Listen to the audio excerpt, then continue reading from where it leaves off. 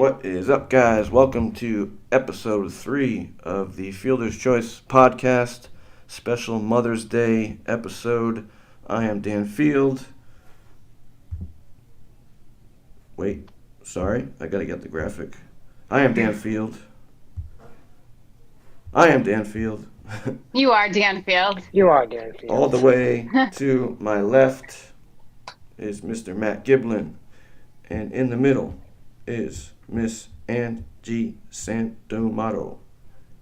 What is up, guys? Happy Mother's Day, Ange. What's going on? Thank Happy you. Mother's Day, Ange. Thank you. I'm wearing my Mother's Day present.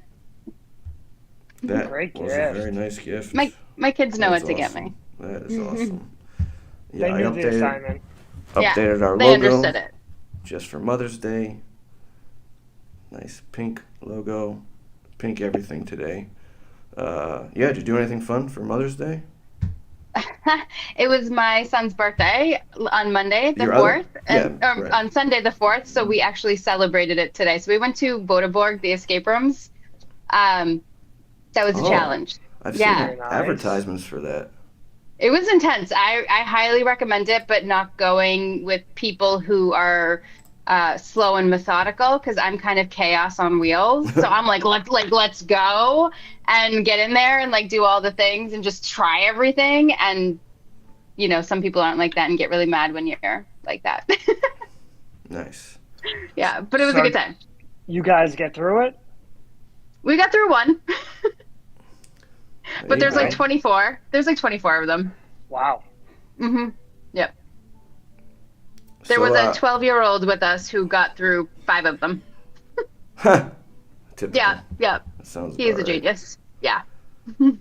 What So- do most people come like? What's the average person get through? Like 1 or 2, or I honestly, I don't know, but you can try. So basically, like, you go into it once you mess up, because there's several levels, and like there's like climbing involved. Like you go through tunnels and like climb like probably like one flight, but there was this like internal like ladder thing. It was very crazy. It was hard. But then as soon as this like buzzer goes off, you have to leave, and then you have to start all over again. And there were a lot of people starting all over again.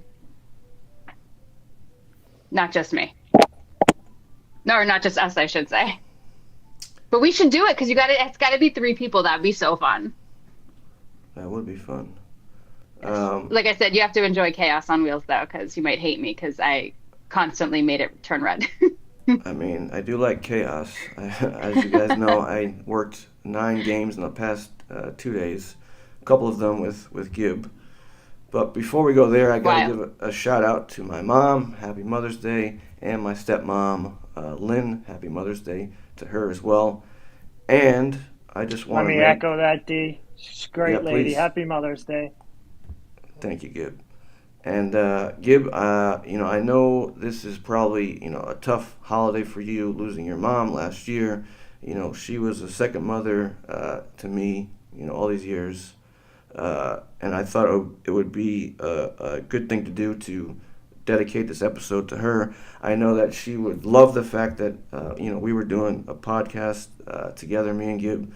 She would definitely be our number 1 fan if she was still around. So I thought it would be a good idea to dedicate this episode to To Gib's Mama Gib. mom, Jane. She was It's really she was awesome. That's sweet of you, D. Yeah, she was definitely my number 1 fan. And for most people, right? Like your mom, you grow up with your mom's like taking you to all the games and bringing you to all the games and practices. And my mom was certainly that for as long as she could. She loved watching me play ball and watching her sons play ball. And she loved you, D. Sweetest.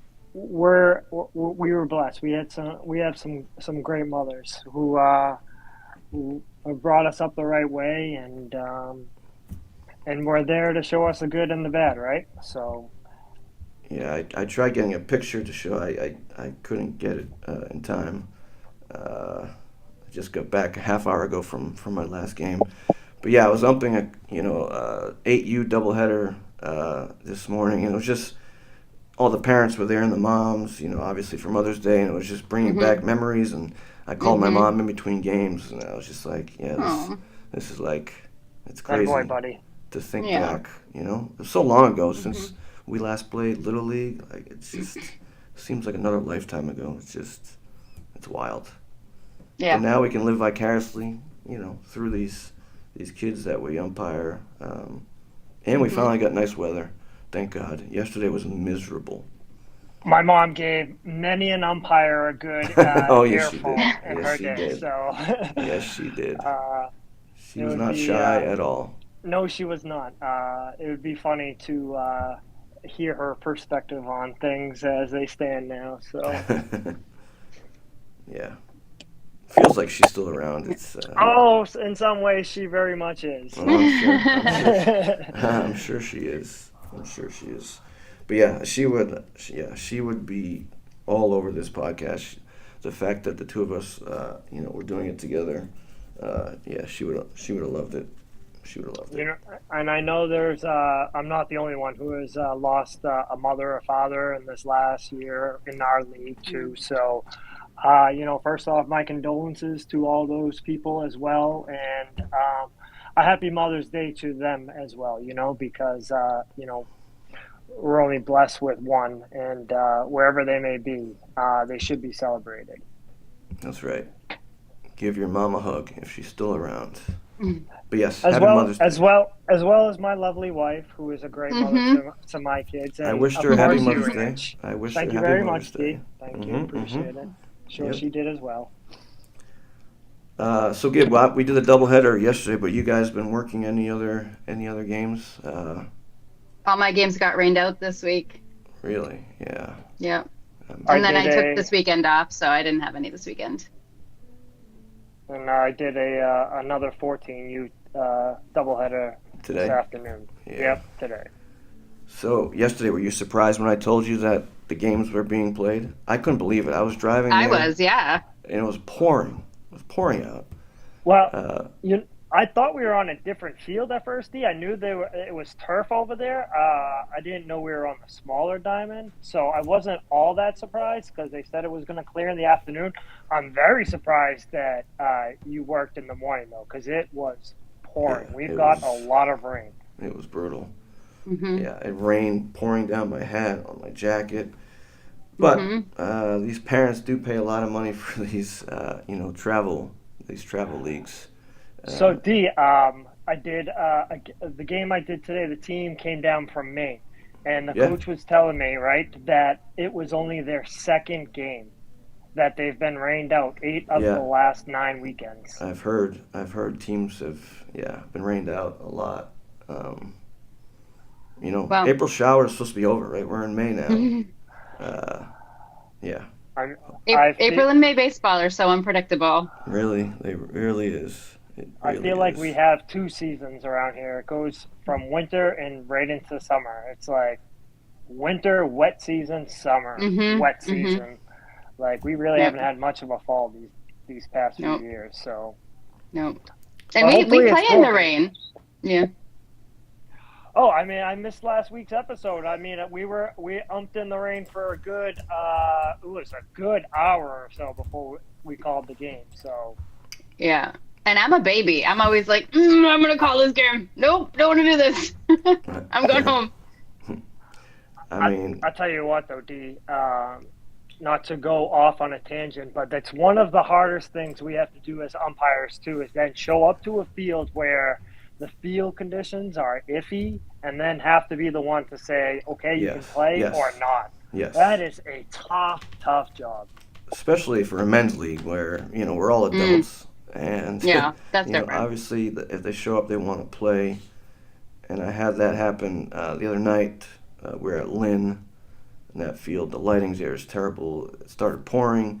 It was Oh, muddy. the worst. And they're like, well, it's going to stop in 10 minutes. It's like, yeah, but the field is already a mess. Somehow we got the game in. I don't know how. But one less game that, the league has to make up. So you're welcome. It We'll be seems doing a like lot the- of double headers in August and September. Oh, yes. Oh, Seems yes. like those men's leagues will do anything they can to play, and I don't blame them. You're Mhm. spending a lot of money on gas and everything else, but safety first. And did you guys hear about Trum? I don't know which team it was, but they tried fixing up the field before one of the games. It was raining, and the people over at Trum do not like that very much. So I think they pulled one of our permits, or they threatened to pull our permits, but I think it's good now. But no. if you're over at Trum Field in Somerville, in Angie's Hood, don't work on the field because Don't mess up the field. they don't like that very much. People in Somerville don't like much of anything. Oh yeah, what's that the whole porch thing going on? I don't want to talk about it. Oh, okay. Yeah, so no, it is a sore subject for me. Yeah, I hate sorry. Porch Fest. Porch And I Fest, feel like that's it. I could say something that would garner some hatred towards myself. How many blocks is it? It's the entire city, It's the and they entire whole city? Yeah, it's Oh, the it's the entire. entire city, and they go from kind of section to section to section, and every section has a certain time period, and people get permits to play on their porches, and they block off the entire city for the entire day. How have I never heard of this? Yeah, So- Gus because played you're last lucky. year, dude. And it was terrible because they just filled people were pooping in people's yards. Oh my Like, god. That's not right. It's awful. And I Yeah. appreciate some of the progressiveness of New Somerville, but I really miss my old Somerville peeps. I know Mike Terrio understands. Has it gotten that bad? Yeah, we could talk about this offline. Is it worse? Is it worse I than the still work- Southie I parade? still work for the city. St. Patty's parade in Southie? It's not as bad. It's not as Okay. bad as that because All there's right. not a lot of like arrests or anything, right? There's no like disorderly conduct. It's just a lot of people just not knowing that they shouldn't be walking in the middle of the street or standing in the middle of the street or standing in my driveway or peeing in my driveway. You know, it's just like just that. So- But So you weren't confiscating any Larry Borgs or anything like that? no. But What is it, anyway. the jungle juice? Yeah, no. Yeah.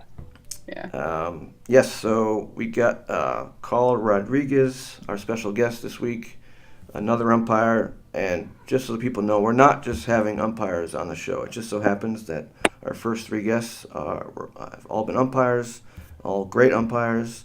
And I know Ange is extra excited to have Carl on. I know that he's been a big help for you, Yep. with umpiring. He's been a big mentor for you. Mm-hmm. He was Yeah. Umpire of the Year, not just the Yawkey League, but also the Park League last year, which is pretty crazy. Pretty rewarding. And I know He's that, good. Pretty awesome. Yeah. Yeah, and took me under his wing right away. I don't even honestly remember, maybe he does, how it started, but we just started chatting, and every game I played, I just messaged him questions, and from there, I just talked to him all the time.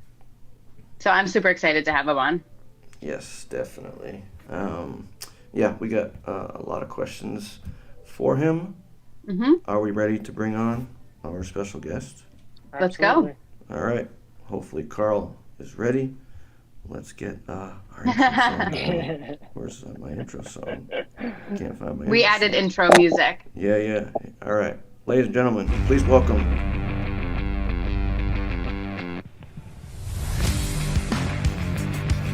Mr. Carl Rodriguez. Welcome to the show.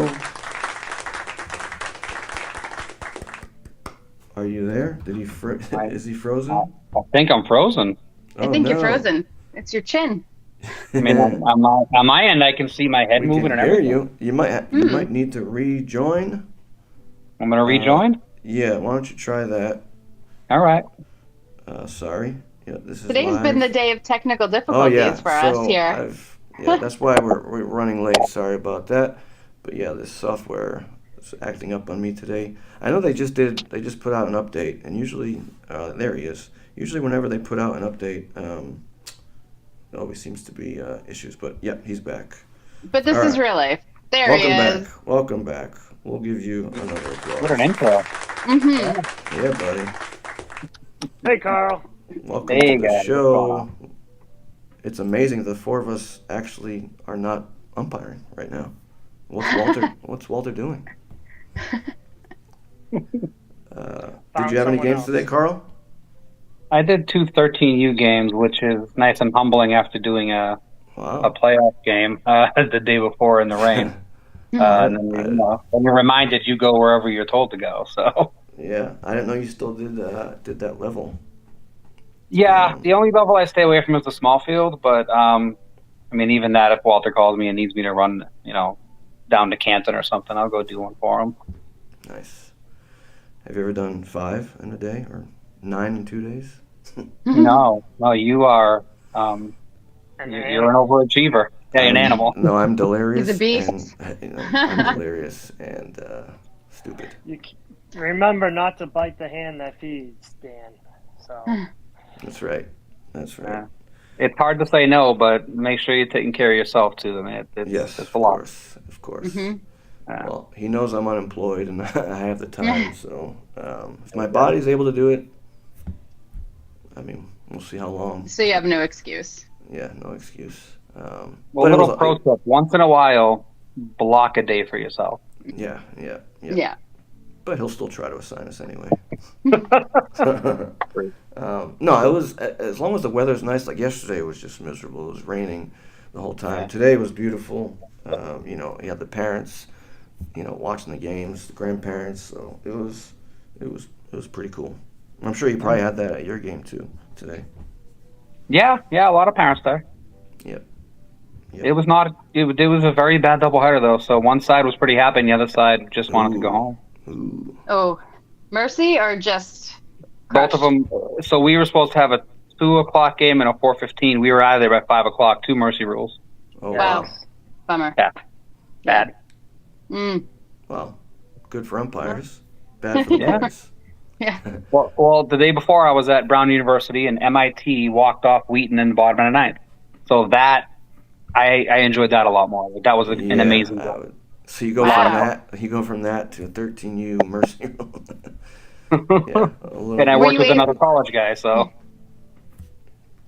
Oh, really? In a 13U game? Yeah. Nice. Greg DiGirolamo, Park League legend Greg. That's quite the name. Oh yeah, my guy. I mean, I guess it's good to know that you're still doing that level of games when I'm feeling down on myself that I'm stuck doing a little league game. It's good to know that veteran guys like yourself are still doing those games as well. So I mean, I'm only 4 years in, man. I don't know how much. Only 4 years? Oh, I thought. Officially 4. I've only been patched for 4 years. College for 3. So. I thought it was. Yeah, I thought it was more like 6 years. But wow, that's even more impressive. What you've accomplished.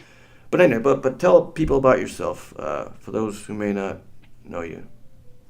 Well, I'm just a guy that loves baseball. I've loved it since I was a kid. Played in the South End growing up. It's a good thing too because I really didn't have anything else to do but just be a punk on the streets. And I found baseball, and Owen Carlson, who runs the South End Little League, took me under his wing, and he. When I was 16 or 17, I think he brought me to my first Yawkey League game. And he says, "Hey, you're going to play left field." And we played against the Al Thomas A's, and every guy looked like he was 6'5". Yeah. I think they were using metal bats back then. It was terrifying. I was at Healy Field. I was up against the fence the entire time because I didn't want to get beat over my head. That was my Yawkey League experience. Years later, we had the South End Astros. Good bunch of guys. I coached a little bit too with them. 28 plus, played with teams like the JM Force, the Panthers, with Chris Curry with the Orioles, played with them. 38 plus with the Rockies, a couple tournaments here and there. I went to a tournament in New York in Cooperstown, Brett Rudy's tournament. I went and played with my cousin from Buffalo and his team. So, I mean, I just loved the game and I wanted to be around it. I coached my sons, as they got to the age 9, 10, 11, 12, I coached them in a little league. So it's umpiring seemed to be a natural progression. It's the next step in baseball. You get a chance to get the best seat in the house, and watch a baseball game. And sometimes you got to say, safe out, strike ball, fair foul. So it seemed like a natural progression. And for all of you too, it's a natural progression. You're all baseball heads. So, we do what we love. Totally. Even Totally. even if it's an 8U game on a Sunday morning, you do what you love. Right. Right on. And But you retired in. Oh, sorry. Go ahead. Did you want to say something, Gib? Sorry. I was just gonna say. So you retired from playing though in 2023, right? And it was Yeah. right after you won the championship with the Rockies, right? Yes. Okay. I'm just trying to make sure I'm trying to make sure I'm getting this all right. Now, so Gib and I were talking, and Dan, and so would you have kept playing if you didn't win the championship, or do you think that was it no matter what? Going out on top. Yeah. I mean, going out on top helped, no Yeah. doubt about it. But I played against Gibby and Dan, and if they ever got on first base, they knew they had second, no problem, because my elbow was done. I couldn't throw, and it was Okay. a problem I've been dealing with for years. But I couldn't, Dude, not in And those early years, Carl. I mean, you had a cannon on you, buddy. in the early years, that was the first thing to go. Though I could still do all the other stuff, but I couldn't throw, and I would be at work and I couldn't lift boxes, or I'd be sleeping in bed and my elbow would wake me up with the pain. And It's the worst. I just said, you know what? If I'm not on a field, I want to be getting paid for it, umpiring and not having to abuse my body as much, and I just decided, you know what? Let me get into this full time. Let me retire from baseball. I also played travel softball for a little while, and I retired from that too. Like that was fun, but it's. I'd rather spend the weekend umpiring and then being able to come home instead of just at a site all day playing a game and then waiting 3 hours and playing another game. I just think this makes more sense to be there working and then be able to come home and spend some time at home too. Unlike Dan, who spent no time at home today. We lost Gib, but there he is. Sorry. No, it's okay, buddy. Yeah. I would have retired, yes. I would have no matter what, I believe. And Yeah. that night we went out after the championship, and I told Tony, I said, I think I'm done. I said, I'm glad we won, and this is great, but I can't. I just can't do it anymore. After a pretty fantastic series, too, right? Against what? Los Giantes? Yeah, that might have been the semis. That was the semifinals. Semifinal? Oh. Yeah, we beat them in the semis, and then we beat, it wasn't the Bulls. Was it the Breakers? Wow. I believe That's so. it? I think so. It was a good run. I mean, I know you had to go through two tough teams. And you guys were definitely the higher seed or lower seed. Well, we did that on the arms of Ethan and Mike Barthel. I think Mike Barthel threw like 100 innings that season. It was insane. Yeah. Didn't he have like eight wins in the postseason or something crazy? Guy's an animal. Yeah. He's an absolute animal. He is. He just pushes through, man. He's great. Yeah. I just played against him the 45s last Sunday. We had no umpires show up for our first game of that season. So I was catching and I had to call balls and strikes. So I finally had a day off, and I still had to work. That's the worst. Yeah. Yeah. Yeah, no umpires. What can you do? The shortage is real. It really is. Yeah. How do we fix that? Like people say money is not going to help.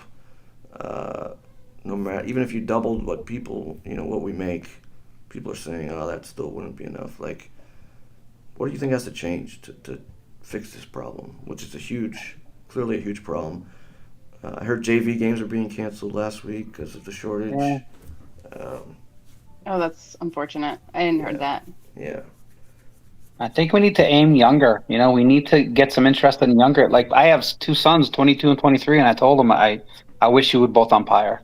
But I don't think the interest is there. They both want to coach. They coach football in Newton South, and they love doing that. And they coach. My other son coaches freshman baseball. I don't think they have an interest in. Well, I think they're nervous. At that age, I think they're nervous to get yelled at because parents yell at young umpires a lot more than they do older umpires. Believe it or not, they think they can attack a kid. A lot of videos online will absolutely keep anyone away from umpiring because all you see is umpire hate. Yep. Although, how many times do you walk off the field and you hear "Great job, Blue"? More than I hear hate. Absolutely. Yeah. I get a good game, Blue. I would say 9 times out of 10. Yeah. But I also think that comes with the type of umpire that you are. Like if you're friendly and talkative and you don't show up with a poor attitude. And we've talked about this, previous episodes. So you can set the environment for yourself. I feel like as soon as you get there, come off friendly. There's definitely ways to, get the crowd, I guess, on your side. Which will make it harder for them to yell at you. If they think you're a nice person, you show them you're nice off the bat. I feel like they have a harder time. I tend to agree and I disagree a lot too, D. I think because you know what, with umpiring, it's a different beast. I think Carl can probably testify to this. As players, like how many times did you see to the umpire? And my wife said this when I first started. How many games did you go to as a player and you're like, oh, I like this umpire, whoever was coming to ump a game? Not very often, So I really don't go into games trying to feel like I have to be people's friend. I feel as if I do my job the right way to the best of my abilities, the game is going to play out the way I probably need it to. Well, that's why nobody brings you hand warmers. Maybe. My partner offered me hand warmers yesterday. I get the kids giving me hand warmers. I appreciate it. Well, you got Belmont Hill kids. I just have a special je ne sais quoi. Yes, yeah. Not many female umpires, so, No. You get these teenage boys. Oh, stop it. Do not reduce me to that. I'm a good umpire most of the time. I'm not saying you're not. But if And I was I'm a friendly. teenage boy and I had a pretty female umpire showing up in my game, I'd probably give her a hand warmer as well.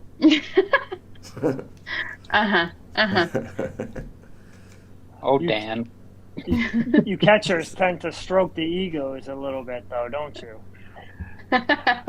Oh, Ange, the catcher I had, was it yesterday? He didn't have that sticker that we talked about, but it was one similar to that. Not the I love umpires. It was. Oh yeah. It was something else. I forgot exactly what it said, but it was pretty funny. Something about. We umpires. should when we get this podcast really famous, we should have merch, and it should have like all the I love umpires stuff. With our logo. I like that. Yeah. I like that. Yeah. Carl, was getting hurt, a bum shoulder, really the reason why you kind of gave up ball and kind of focused on umpiring? Yeah, I had played it for 40 plus years, and I played it a lot, and I just it was taking a lot for me to get up and go to the field and play ball, and not that it doesn't take a lot to umpire. It takes a lot to get up and umpire too. You umpire an 8:00 game, get home at 11:00. You got to go to work the next morning at 4. That's not easy either. No. But at least you get paid for it, I guess. It's nice to make extra money. And your legs don't hurt as bad? No. Lock in, guys. I can't recommend it. Dom Damari taught me at my college tryout. He said, lock in. I said, what does that mean? He said, put your hands on your knees, lock in, your head stays still. I said, what if I hit my hands? He goes, oh, well, it'll save your knees. So when you're doing 9 games in a weekend, never mind this squat, lock in. Hands on your knees. It'll save your body. Mm-hmm. I'm sorry. I had to throw that out there. That's a PSA. Well, I had messaged Carl, was it last weekend? And I was telling him that my quads, that my game had gotten rained out. And I was really happy because my quads were on fire because I had done 4 games that weekend. And I was like really proud of my squat pose, but it killed me. And then he was like, girl, lock in. You won't last if you don't. I'm telling you, your knees will start giving out on you. Got to lock in. Love it. Yeah, love it. And it keeps you at and once you find that level, and again, this was at my college tryout. He really stressed it, and not everyone's going to do it this way. Everyone's different, but when you lock in, your head stays at the level you want it to get to. It doesn't move. You're right where you need to be. Mm-hmm. And that was something that Rich had said last week, or was it the week before? Last week or the week before, but right, don't move your head. Never move your head. Move your eyes, not your head. All the things I pick up from everyone I work with. I soak it all in and then I give it back as much as I can to people that are coming up and trying to learn. I've gotten so much from so many people. When I first started, I wouldn't even want to look. I literally went to my college tryout in catcher's gear underneath some pants that I had picked up from a buddy that was umpiring. in a shirt. I mean, I looked terrible, but looking back at it, that's all I had. I didn't know any better. I still I use had my umpired a catcher's little gear. bit. You got to get real gear, man. You have to. No, I know. I've been getting banged up. It's good stuff. That I don't feel anything in those the umpire gear. Yeah. Nothing. Yeah. Yeah. Force What do three. you have? A Wilson chest protector? I got a Force 3. It's amazing. Oh wow. That's what. Yeah, It's me like- too. I do too. It's bullet- amazing. Literally Yeah. bullet. The only time I get hurt is when it misses my gear. Yeah. So it always seems to find a way to miss. Yeah. Okay, Dan, now I have to ask you: are you in the slot? Yeah, I think so. Someone else mentioned that to me about being in the slot, and No, so you explain. I can the slot. testify to that. Yeah. You did a great job last night. Yeah, but Carl, please, yeah. What do you Sometimes- consider in the slot? Sometimes you're still going to get hit. So, from what I was taught, and this was really driven home when I went to a camp in October, and they really drove it home. You want to line up your nose with the corner of the plate. So if it's a righty, you're on the inside corner there. Your nose should be right on the corner of that plate. Corner. I know a lot of people Nose. say your knee should be at the point, but your nose should be at the corner of the plate. You're going to get batters that crowd the plate sometimes. And I was just talking about this today with Greg. They tell you to come up sometimes. I tend to go over, which puts me in danger, but it gives me a better view. But ideally, you want to be in the slot, which is nose on the corner of the plate. That's what I was taught. That's how I've been doing it. And, you're going to get hit once in a while, especially at lower levels. Boy, do you get. But when you guys start doing higher levels and you get to the college level, these catchers work so hard to take care of you. Yeah. Yeah. That's why you got to give them a little whack sometimes. Say thank you. You know. Mm-hmm. Good work. Yeah. No, there's a lot of times where that foul ball will whiz right by you, and that tells me that I'm in the right position. Because if I wasn't, it would have. You would have eaten it. Exactly. And now, Carl, do you bring your head down? I've heard different kind of theories to this too. Do you bring like your chin to the top of the catcher's, like say shoulder, or do you leave your eyes at the top of the zone? So I know what you're talking about. I've gone back and forth. So my stance used to be a little too wide, so I feel like my head was a little lower. But I've gotten into more of an athletic stance because and again, at camp, it was said that, once that ball's hit, you got to go somewhere. So if you're spread too far, it's almost like an offensive lineman. If he's spread too far, his first step has to be standing up, then going. You want to be able to explode out of there and get to where you need to go. So seeing that I've brought my legs a little bit closer together, I think I am up a little higher. But I'm just going to follow it with my eyes, and I'm going to lock in on the zone. I don't like the high pitches. I had to call some today, but it was 13U. I'm going to call it. But higher levels, I'd rather give you knees and a little bit below than letters. And I feel where my head is, I can see that pretty well. So I'm sorry, that was a long-winded way of saying I'm not sure if my head is really, if my chin is really there. I just know that where my stance is, and with them locked in with my legs not too far apart, I'm comfortable where I am at that level. That was a non-answer. Because everyone's different. Everyone's built different, Right. So tell me again, what is that? So the chin is where? I've heard different things where you bring your chin down to basically the top of like a catcher's shoulder. Okay. The very top of it. But what I'm tending to find too is you're right. If I get in a more athletic stance and I'm not too wide, I can trust my first step to go wherever I need it to go. And I'm kind of, like you said, kind of locking in right on the letters, to the top of the zone where if my eyes are moving up, I know it's a ball. Yeah. Eyes, exactly. Eyes not hit. Now, I would think if I'm a little too low, I'm going to lose that low outside corner. That's what I would think. But if I'm a little bit higher up. Talking to some different guys, I've heard that, okay, you might, so you should take a step back to gain more perspective of the plate. Okay. I don't know how, again, you play with it, right? See what works, right? Like. So I will say that's what I was doing. Okay, go ahead. No, look at that. I just found this picture online. That boy.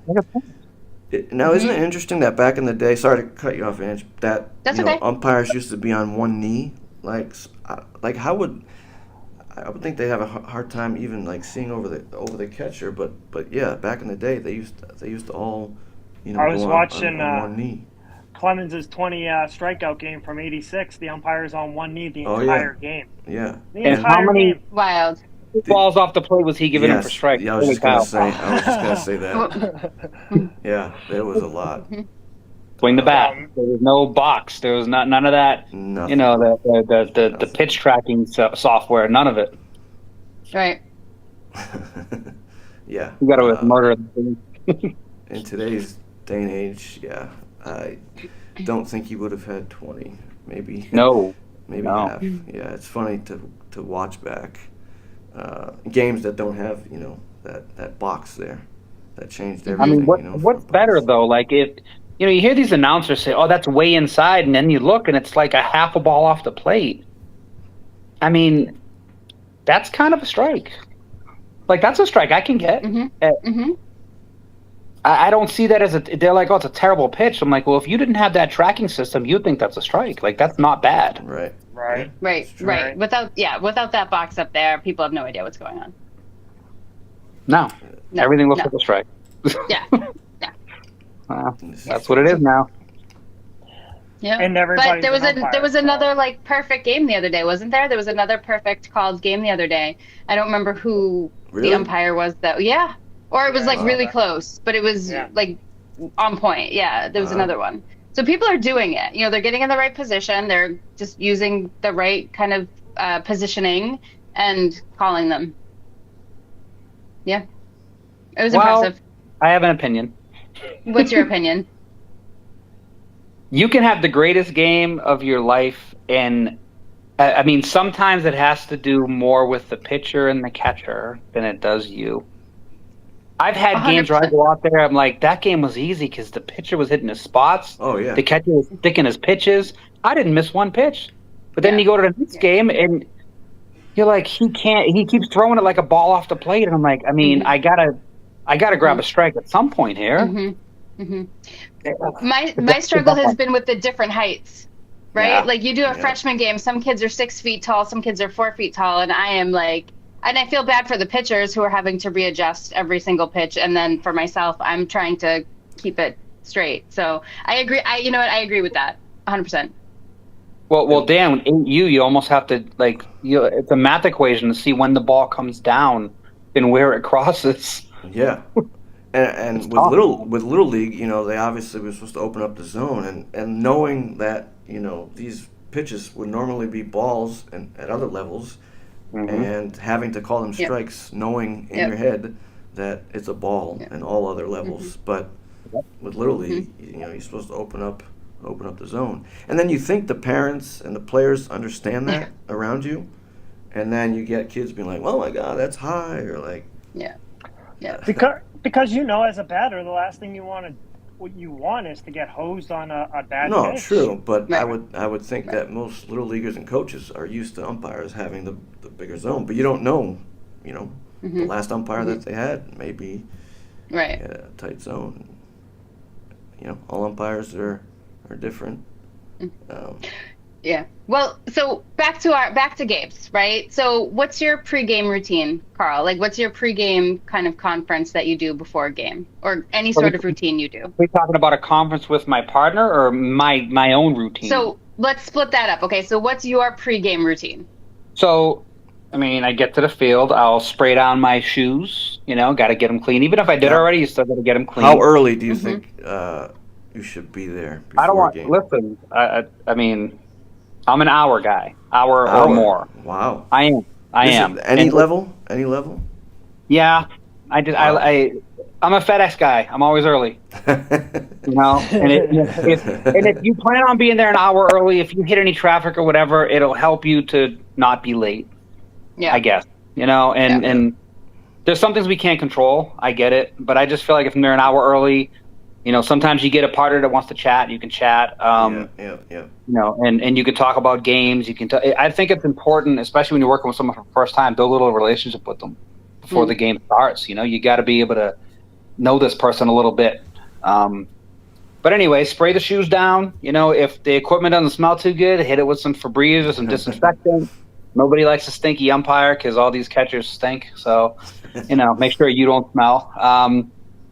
Get all my stuff. Go through my checklist. My brush, my indicator. Don't call it a clicker. People hate that. Pull out my pants that I'm going to be wearing that day. Make sure no one's around before you get completely undressed and throw your cup and everything else on if you're behind the plate. I don't have that problem. Yes. And then once your partner is ready, you got to go through your pregame. You got to talk about. Everyone does signals differently, and when you guys start doing more games with partners, and I know you guys work together a few times this weekend, you said just have your signals ready. What kind of infield fly rule do they do this? Do they do this? You don't have a pitch clock, so you won't do that. But when you do a college game, hey, what are you going to give me for 1 minute? Because we're keeping it on the. I'll give you the 1 minute, then I'll give you the 30 seconds.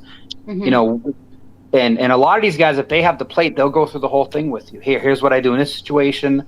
Run around at first, and even if you already know, still talk about it. Run around first. I'll be coming up the third. First and second, double tag. I got this guy. You got that guy. Just talk about it, And if there's anything that is of question at all, when I was a newer umpire, I would just ask the dumb questions. Hey, listen, I had a question about this the other day, and it's a stupid question, but I would like to hear somebody answer it for me. And that's when you ask your questions. Hey, what about this situation? And they're going to answer you, because a lot of these guys want to help you get better because you're about to do a game with them, and they can't have you not knowing things. They need to be able to talk to you. So, and after your pregame, on your walk down, if there's anything last minute that you have to talk about, talk about it. But yeah, that's the pregame. I like to be early. I like to have my stuff nice and clean. I like to not smell like dirty laundry. And I want to have a clean game. I want to be not noticed, and just have it be about the players and play the game and stay out of the way and, get out of there clean. I want a clean game. So I've seen you do something when I went to go watch you umpire. I think it was at Brandeis, and maybe other umpires do it, but I hadn't seen it before, and I actually started doing it after I saw you. That while the pitcher was warming up, I would walk behind, or I walk behind now as you did in that game, and just watched a couple of those warm up pitches, and it was really helpful for me, and I think. As far as, and I did it to kind of see where I should be on the plate because I do have a problem with the outside corner. So it was really helpful for me to do that. Is that something that other umpires do, or is that a you thing? Yeah, no, I've seen a lot of guys do it. And so my technique, what I do is I let them throw 2 pitches. Then I get in there. Now with the college, it's different. College doesn't do 8 pitches and 5 pitches. They do 2.5 minutes.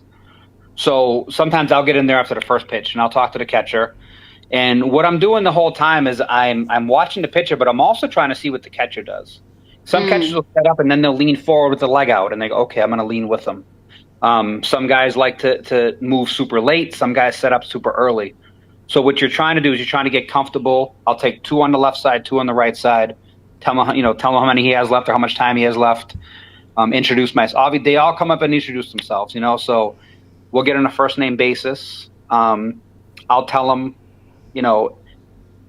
If I miss one, I'll let you know. If you think I miss one, we can talk about it. I'll let you know what I saw, and try to make them comfortable enough to be able to speak to me if they want. And I'll tell them you can ask me any question as long as it's respectful. And it's kind of your time to get acquainted with them. And then get out of there, let them throw it down. And by the time you come back, all right, now I know where to set up. I'm comfortable. I've seen a few pitches, and I mean, it's tough to just go in cold and all of a sudden, boom, the first pitch hits you. And you're like, oh shit, that was good. But I'm too far back as this catcher moves up, or I'm too close to him and he's kicking me. So you want to get back for me. I'm always like, okay, we're going back. Yeah, I don't like when they go back because I'm like right over their shoulder, so it's like, But that's a lower level. Like the younger kids, for some reason, they come back, where the older kids all go out. It's great. Yeah. It really is a huge thing to build that rapport with, not with just the pitcher, but definitely the catcher. I think it goes a long way. And it's kind of fun or nice knowing that they're like kissing your ass. Like, do they really want to know my name, like, or care how my day is going? But no, but they know that that I'm calling the balls and strikes for them. So it's kind of a funny exchange at the beginning. And I think it's great when the younger kids too. It's like, hi, my name is so and so. Yeah. It's like, wow. Yeah. You don't get this from usually the younger players, but it's nice to. Well, see you'll that they're appreciate it a taught. lot more when you don't get it. You know, when you don't get it, you're like, oh, this kid is not going to be fun tonight. Yeah, right. You're not It trying to tends be their stick out friend. a little more. It does, absolutely, it does. Of course, Yeah. you know, you're not trying to be their friend, but you're gonna want their respect. You know, you're gonna respect me. We're gonna get along. Yeah. You want them comfortable to be able to speak to you if they have to. Hey, Blue, I like that pitch. Where'd it miss? Well, it's a little further than I want it to go. You know, it's a little too far off. Get it in a little bit, and I'll give it to you. And I think you can have that conversation. I think there's nothing wrong with it. Yeah. Some guys don't want you talking to players at all. You know, and I just feel like there has to be a relationship there. You have to have a conversation. Definitely. Agreed. Not always going to be good, but it's okay. So you mentioned, the importance of the pregame and going over all the different scenarios with your partner. But sometimes there's scenarios that come up that you don't plan for, which brings us to our first segment called "What's the Call?" and where we review a play that has happened at the major league level, high school, whatever it may be. And this play I'm about to show, you may have seen the video. It happened a few days ago in a Red Sox game where there was a play back to the pitcher, I think. Play it, Yeah, I'll play it and then we can discuss.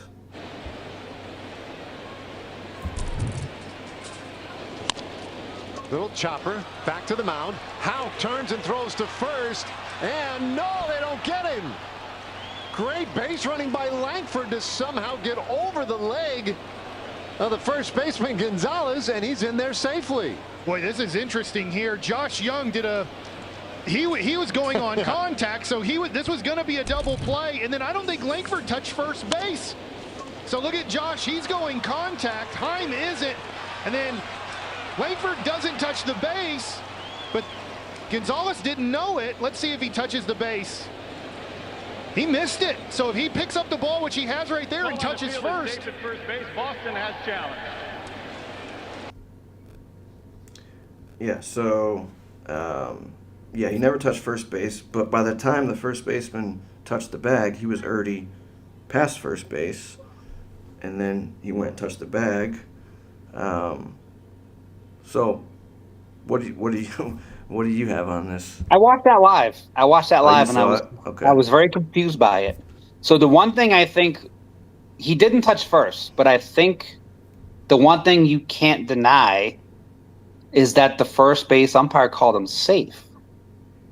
So if he called him safe, does that mean he has to go tag him? If he thinks he missed it and then they go that one confused me because everyone seemed to think if he just touches the bag because he hasn't touched it yet. But okay, if a kid slides into home, right, and he doesn't touch the plate and the catcher doesn't tag him, does the umpire call him safe? He doesn't say anything. You don't say anything. Because he hasn't seen it safe for an out. Right. But this guy said safe right away. So I wondered, because they came back and said they kept him safe.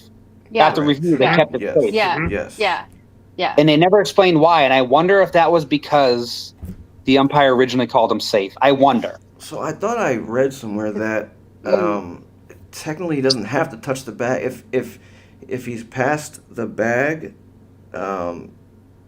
before the tag. Technically, you don't have to touch the bag. I swear I read something to that. I sent you the rule that night, D. I don't know what it is because I did look it up. It was something to do with along the lines of if the runner crosses the bag, Right. that then he doesn't need to go back and then touch the bag in order for that force to still be basically effective or on. So had he gone and tagged him, would he have been out? I'm curious about that. But also, did he cross the bag? He went on the outside of the bag. Well, he didn't cross the bag. First baseman was but in just the mean way. going. the runner never touched the bag initially. He But he never. didn't. Dan has a good point though, because the fielder was laying across the Right. bag. Did they factor that in too? And that's also been brought up that he couldn't, like the first baseman. But did they call interference? No, there was no interference call. But So- Going for the ball. if you watch, I think that was the reason why Right. he was not able to touch first base, because first baseman was in the way.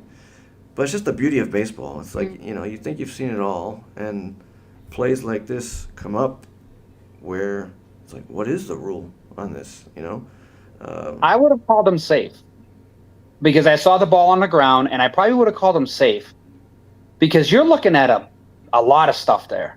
You got a player, you get the ball out of the glove, is his foot on the bag, and then you got to worry about the guy touching the bag too. I probably would have called him safe as soon as I saw the ball on the ground. Mm-hmm. That's where my biggest question was: is where does the fact of the runner touching the bag come into play then? Right. He doesn't need to touch the bag. That's what it sounded like.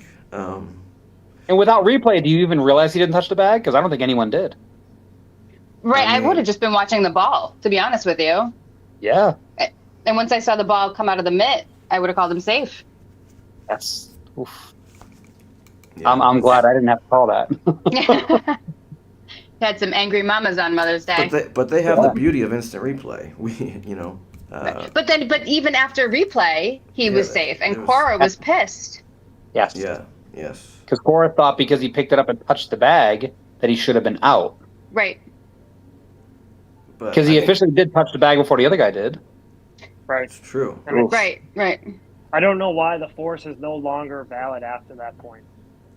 And is that just at first base, or is that? I mean, I would.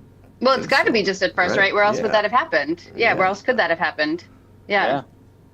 Yeah, I guess. Yeah, any other base if you run over it, but there was never a tag though. So No. Right. yeah, it was so wild. Messy. Wild That's play. messy. That is Make it messy. better. Football. But I don't want a part of that. I mean, but they reviewed it and they called him safe. So they must have. There's got to be some rule. I don't think they just called him safe just for the hell of it.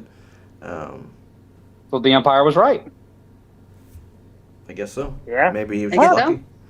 He nailed Just it. luck. Yeah. Nailed it. So yeah, Gib and I Good had round. we had a batter's interference the other day, and yeah, Botched it. there was some confusion. We just Botched been it doing bad. too many games. Yeah. Tell me what it was. So it was first and third. There was one out. The runner from first was stealing on an 0-0 pitch. Okay. Ball was up and in for a ball. Batter then takes a step out of the box, was completely out of the box, directly in the lane to third. The catcher came up Tried picking pumping him the off. third or trying to get the runner there, and he was clearly in the way. So it was clearly batter's interference, but I botched it. And initially, we ruled that the runs that runners moved up. I mean, I'm glad we went back. Yeah, went back we were and rewarding got the at wrong least the side. runner. Yeah. Rewarded the wrong side, but then went back. But I totally missed the fact that the batter should have been out. And yeah, I remember reading that Yeah, at the just- moment. Yeah, I think that's a little extreme. That the batter is out for interfering. You would think the runner would be out because the interference caused, them not to be able to make that out. So you would think the runner would be out. But, then there was a question of, well, is that the end of his at-bat? Does he come up next? If that ended the inning, does the player who caused the batter's interference, is he up next inning or is that his at-bat? And how the heck is that even recorded in the box score? Because there was a guy that came down with Game Changer and he was all flustered. He's like, because actually the game after Gib and I had, we had another batter's interference, but it ended the inning. And then the question was, well, is that the end of his at-bat? Does he come up next inning or or what? And turns out that, yeah, that's his at bat. I have no idea how he recorded it in Game Changer, if they even have that option. But yeah, It's a dead ball. Batter is out. Runners go back. right. If there's runners on, it's a dead ball. Yeah. As soon as he does that, plays over, you're out. Right. Right. Which Yep. sucks. And that's his at bat. Yep. Because the kid was trying to get out of the way, but he's in the way of the throw. Right. You'll get some catchers Right. try to throw it. They'll just throw it right at the batter. Like, no, dude, you can't just throw it at the batter. Well, we had a Right. video. Right. I think Mikey Hinahos's. We played a video of a catcher Mm-hmm. that tried inducing, interference. Right. It was obvious. The umpire Yep. called it interference. Yep. From his point of view, that's what he thought. But if you watch the replay, the catcher was clearly, Right. inducing the contact. So. Well, and the kid didn't move, right? So like the way Yes. that I learned it was if basically the batter is to, just kind of go invisible in the box, right? Like just dissolve in where they are. If they don't move, that's not their fault. I mean, the batter's box, as we know, doesn't mean it's not theirs. They don't own it. But if they move, that's the only time that they can be called for interference. If they don't move, if they stand completely still, then that's on the catcher for not going around. But then as a catcher, I knew that too. So I don't know if that was just that. And there doesn't necessarily need to be contact either. So Correct. That doesn't. But speaking of Mikey Hinojosa, I know that he was one of your mentors. Coming up as an umpire. Is there any other mentors that you had, during your development? I don't know if I would say mentors. I think there was a lot of people that helped me along with some advice. Just little tips here and there. I'll tell you a good Mikey story actually. But when I first started umpiring around here, when I first got patched, I mentioned his name, Dom Damari of the BUAG. That's an umpiring group there. They're an assignment group. He assigned me a lot of games, from Little League to, AAU to JV. And then Walter heard I was umpiring, and he swore at me, and he said, why the fuck didn't you tell me you were umpiring? I would have been using you. And then he started using me. That doesn't sound like Walter at all. Joe Peters. You will get to know Joe Peters when you start working. Yeah, we know Joe. Yep. Joe's great. Joe is great. And Joe knows every rule in the book. And every year we get together to take the college test, and he makes sure that we know these things. Joe Peters is great. Of course, Mike Hinojosa is great. I've worked with him a few times, and every time our first time meeting, he was doing a 38-plus game, and he's behind the plate, and I'm catching. And he's asked me what size foot I am, and I'm like, that's a weird question, but okay. I'm a size 13, and he goes, you want some cleats? And I go, yeah, I work with the Southern Little League. I'd love some kids' cleats. He He's goes, always no, I have got cleats. size He's 13 always cleats. giving away cleats.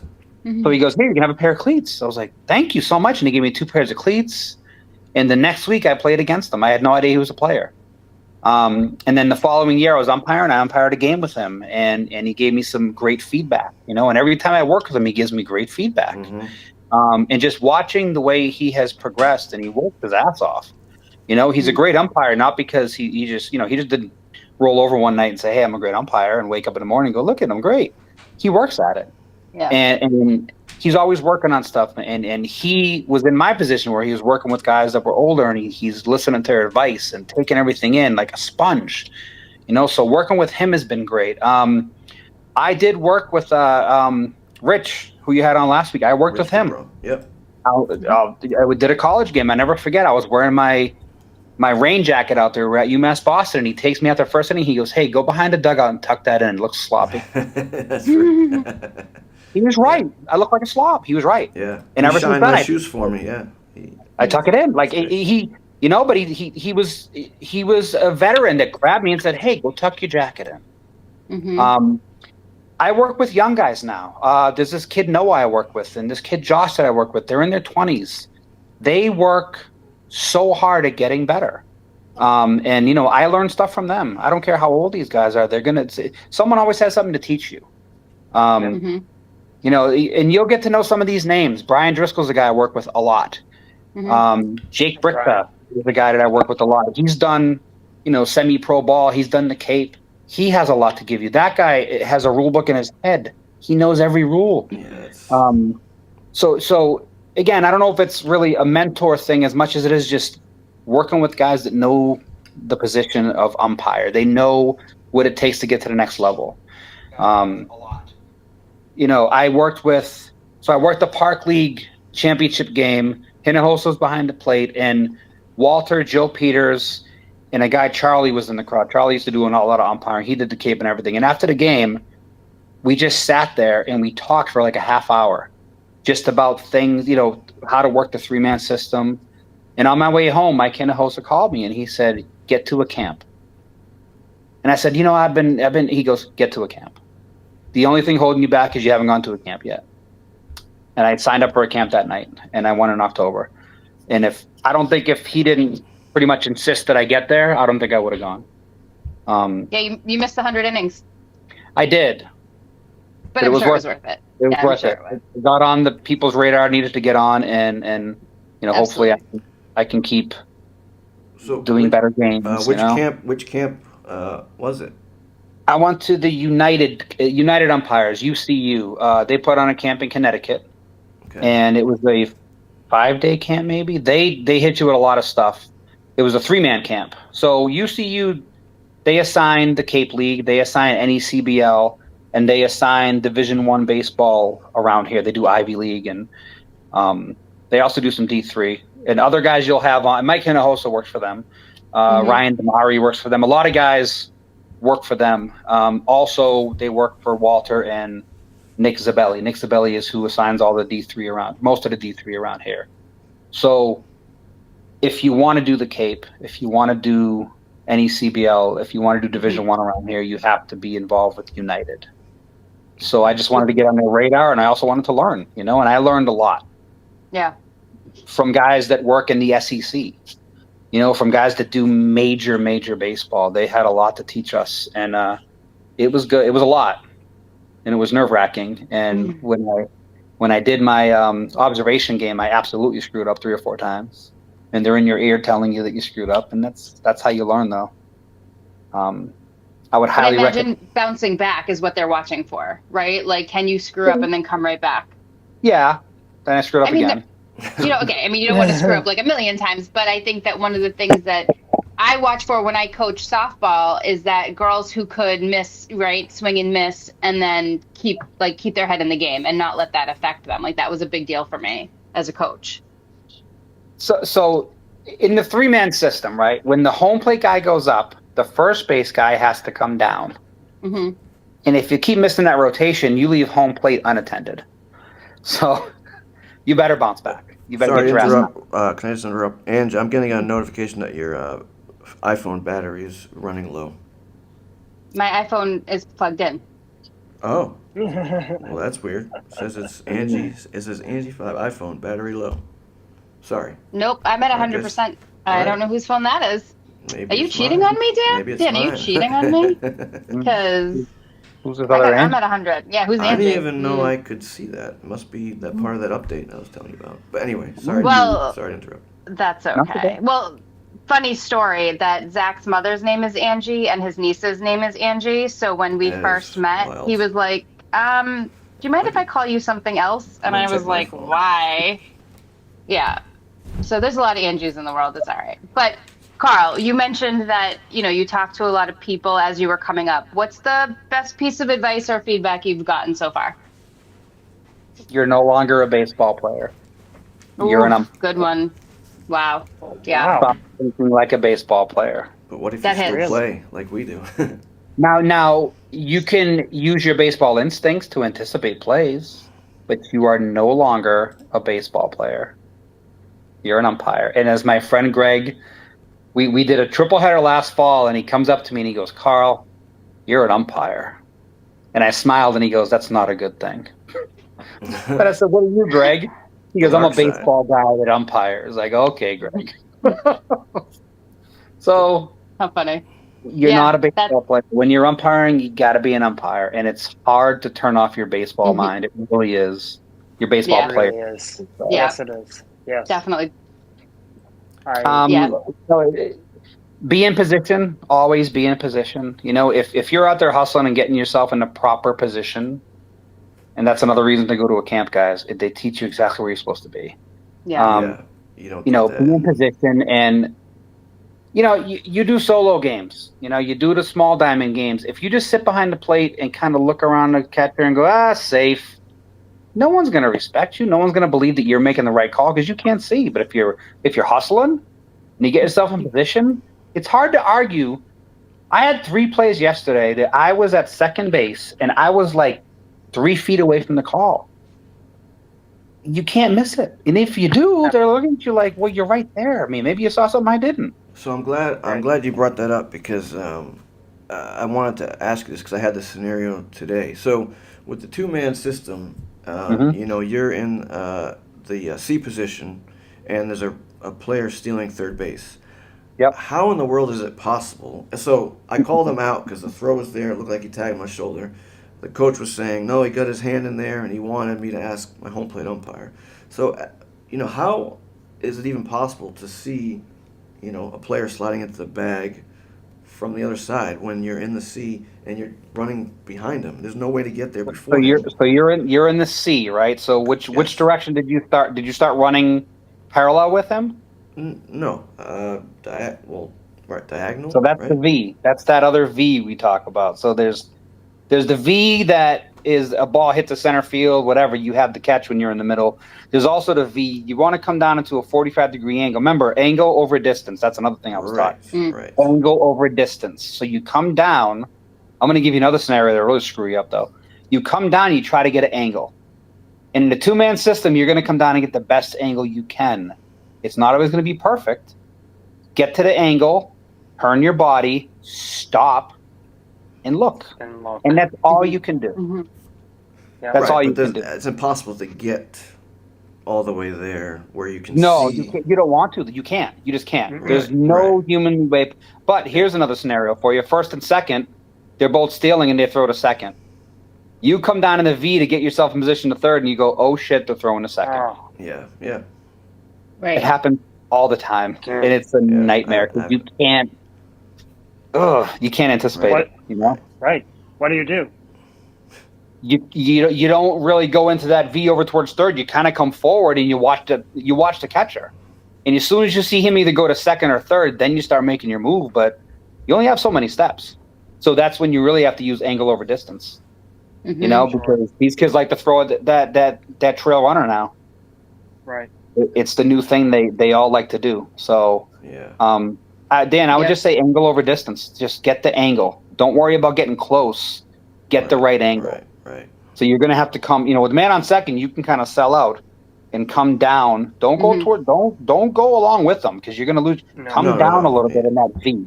Yeah. And then you're going to do the best you can. And your home plate umpire cannot do anything. That is your call. No. Right. Yeah. Yeah. He's 90 feet away. I had the same question a couple weeks ago. So the advice that I got too was twofold. You kind of anticipate that maybe he might steal. So if you do, you can take a step closer to the pitcher, right? And then then your first step, instead of it being that diagonal V, is you're actually going more towards the pitcher's mound to get that 45-degree angle. Yeah. What do you think? Yeah. I like it. No, I like That makes it. sense. I mean, that's more of that angle over distance. You know, you want that angle. It's still a tough situation, though, no doubt. Yeah. The 2-man umpire system has a lot of holes, and you just have to do the best you can. You know, that's why the 3-man system is great because you can stay in front of every runner. Right. You're never running behind a runner. You're never kind of working angles. You always have a pretty good look at every play. But the 2-man system, it's tough. But the 3-man, I would constantly just be worrying about what my next rotation would be, though. Yeah, I'm still doing that. They say you don't master the 3-man until you do about 100 games. So I've maybe done 20, and there's times where I'm at first base. I go, I have no idea where to go. I don't know what I'm going to do with the ball hit. You start getting in your head, and you freak out, and then you're like, oh shit. Yeah. You just got to go back to what you were taught in your training, but in the moment you're like, oh shit. Where am I supposed to be? What am I supposed to do? 3-man system is very difficult. And this is why I say And nerve-wracking. to Ange all the time, I prefer to be behind home plate, calling the balls and strikes. And I know that has a lot to do with the fact that Ange and I were catchers. And I wanted to ask you, as a fellow catcher, do you think that helped ease your transition with, especially calling, balls and strikes behind home plate? And is that your preference? 100%. Yeah. Yes, 100%. I think, no offense to Gibby, I know you were shortstop and you play.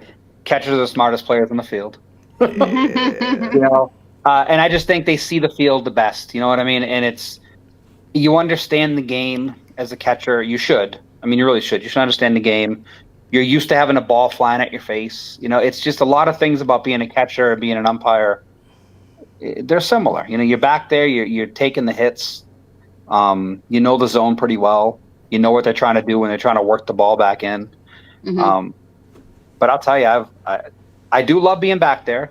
It's something about controlling the game from back there is great. You control the pace. But the more comfortable I've gotten in the field, I love field work. I love taking the right steps, getting in the right position. I'll tell you, when you do it right, it's beautiful. It looks good. I mean, I just like being able to wear sneakers and none of the padding. Yeah, it's like a day off sometimes, isn't it? Yeah, I got the field today. Yeah, especially a second game of a doubleheader or third game of the day. It's like, I can take off all the gear and just kind of relax. But I finally mastered my pivot.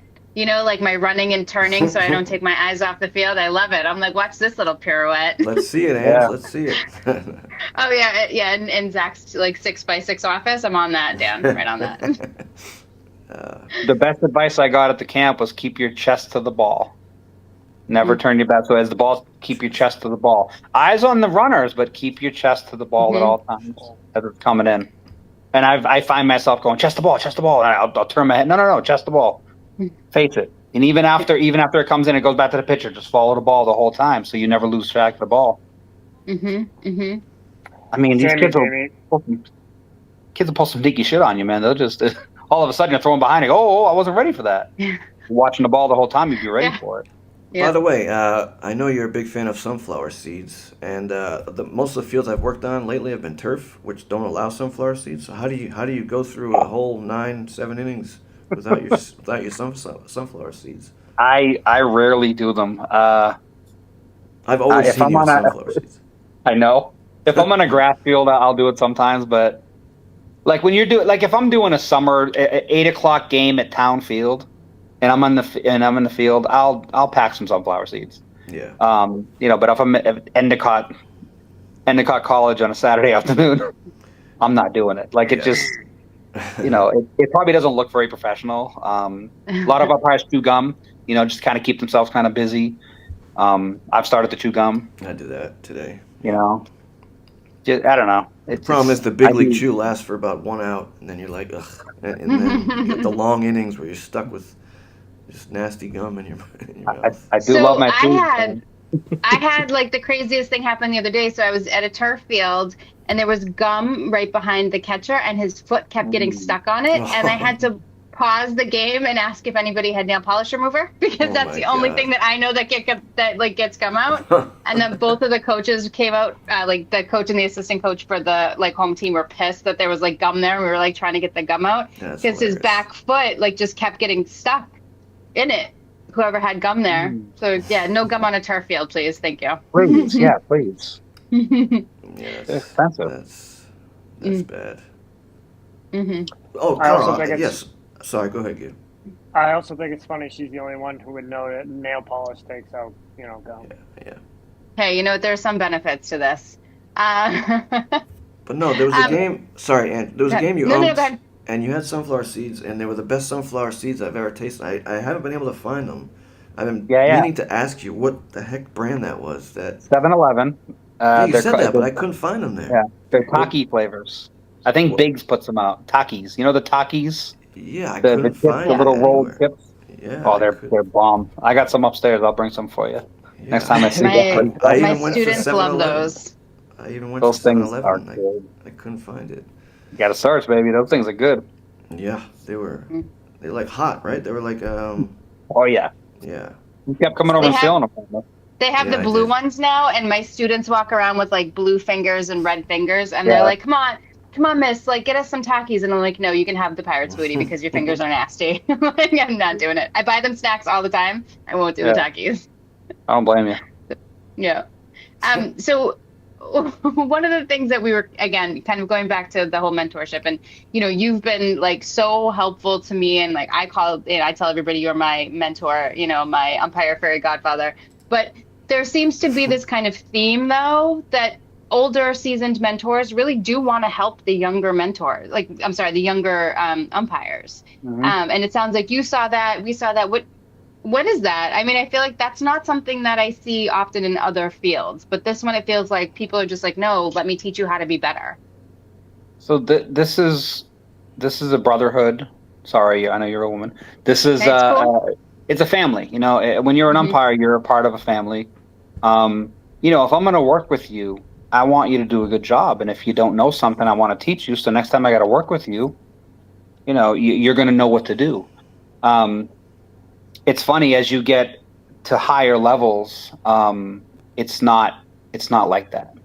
Really? And I was told, and I won't say who said it, but I was told by another umpire, seasoned umpire who's worked very high levels, that once you get up there, that they don't exactly want you to do well because they want that assignment. They want that plate assignment in the Cape. They want that D1 regional. So they don't want to see you do well. But at our level, we help each other. You know, I want to, everything I've, because I think it's just, I'm so grateful that I've learned so much that I want to share it. And everything I tell you might not work for you. You know, you might not want to lock in, then don't. If it's not for you, don't do it. You know, you might not want to have a conversation and say, hey, catcher, if I miss one, my bad, but I'll get the next one. Maybe you don't want to say, maybe you're not like, nah, I'm not going to tell you I missed it. It's just a ball, and, you know, I'll get it right next time. It's a preference thing, you know, it's a comfort thing. But I just think we're an umpire family, you know, and coming from a guy that played baseball and didn't like umpires and wasn't always a friendly player, it's rather ironic that now I'm an umpire and I'm a part of a family that, you know, we really take care of each other. You know, we really try to help each other out. And I think we have to. Because there's a lot of stuff about umpiring that you're just not going to know unless someone shares it with you. Yep. You're just Absolutely. not. I don't care how many books you read, you're not going to know. You know, you can know positioning and stuff, but just little things you're not going to understand. Yep. Yeah. And it's really, I mean, Dan and I have talked about this. It's really trial by fire. I mean, we did a 6-week class and we did 1 day of field work, and then all of a sudden we're in games. And the amount of times I said, I'm done. I'm not doing this. This feels awful. I don't know what I'm doing. But then honestly, Carl, and I'm not even just blowing smoke up your ass, like I would message you. You'd be like, nope, come on, get back out there. This is what you got to do. And I'd be like, okay, yep. And I did. And I felt more and more confident every game. And it felt really solid to know that I was going to continue learning, even though this class was over, which didn't feel like it was enough. And I think, Dan, you've said you felt the same way. Yeah. The field training, in my opinion, was just kind of a joke. I mean, that's the important stuff, I feel like, is, you know, the positioning, the signals between, you know, partners, that type of stuff is, I think, you know, obviously the rules. You need to know the rules, and you go over all of that, you know, in the class. But then you're thrown out to the wolves, and you're a JV game by yourself, and it's like, where am I supposed to go? You know? And yeah, I mean, the first time I worked with, there was a kid I worked with for the first time, and he's giving me signals. And I walked out to him after one of the innings, and I said, "Are you fucking with me?" those gang he goes, signs? "No, that means double tag." And I go, "Oh, okay. I really thought you were fucking with me. I had no idea." So until that day, I was like, "I don't know what that means." Yeah. But he told me, so now I know, and now I give the signal, and people bring me in and go, "Hey, you fucking with me?" No, it's the signal. I highly recommend the camp, guys. I really do. I highly, highly recommend a camp if you can get out to one. They do 2-man camps. They do 3-man camps. There's one coming up in June. Where is it? I think it's in Connecticut. I think I sent it to you. It's free. It's in June. I don't remember the rest of it, what it was. I would get out to it. And what you do when you go to camp is you also meet people. You meet assigners. You meet other umpires, and you build relationships like that too. when I went to that camp in Connecticut, that kid Noah I was telling you about, I had never met him before. I was like, "Where are you from?" He goes, "Oh, Holbrook." I'm like, "What do you mean Holbrook?" Like, I've never worked with you before. We got back from that camp. The next weekend we worked together, and we worked together like 5 times since. It's not serious? Noah, not a young kid that runs the Umpire channel, right? That we're gonna have on in a couple weeks. No, Noah Hobart. I think his name is Hobart. He's he actually travels during the summer and works in the Frontier League. He's chasing the dream still, and yeah, he's legit. Yeah, and I told him keep chasing it, man, because you're at the age where you can.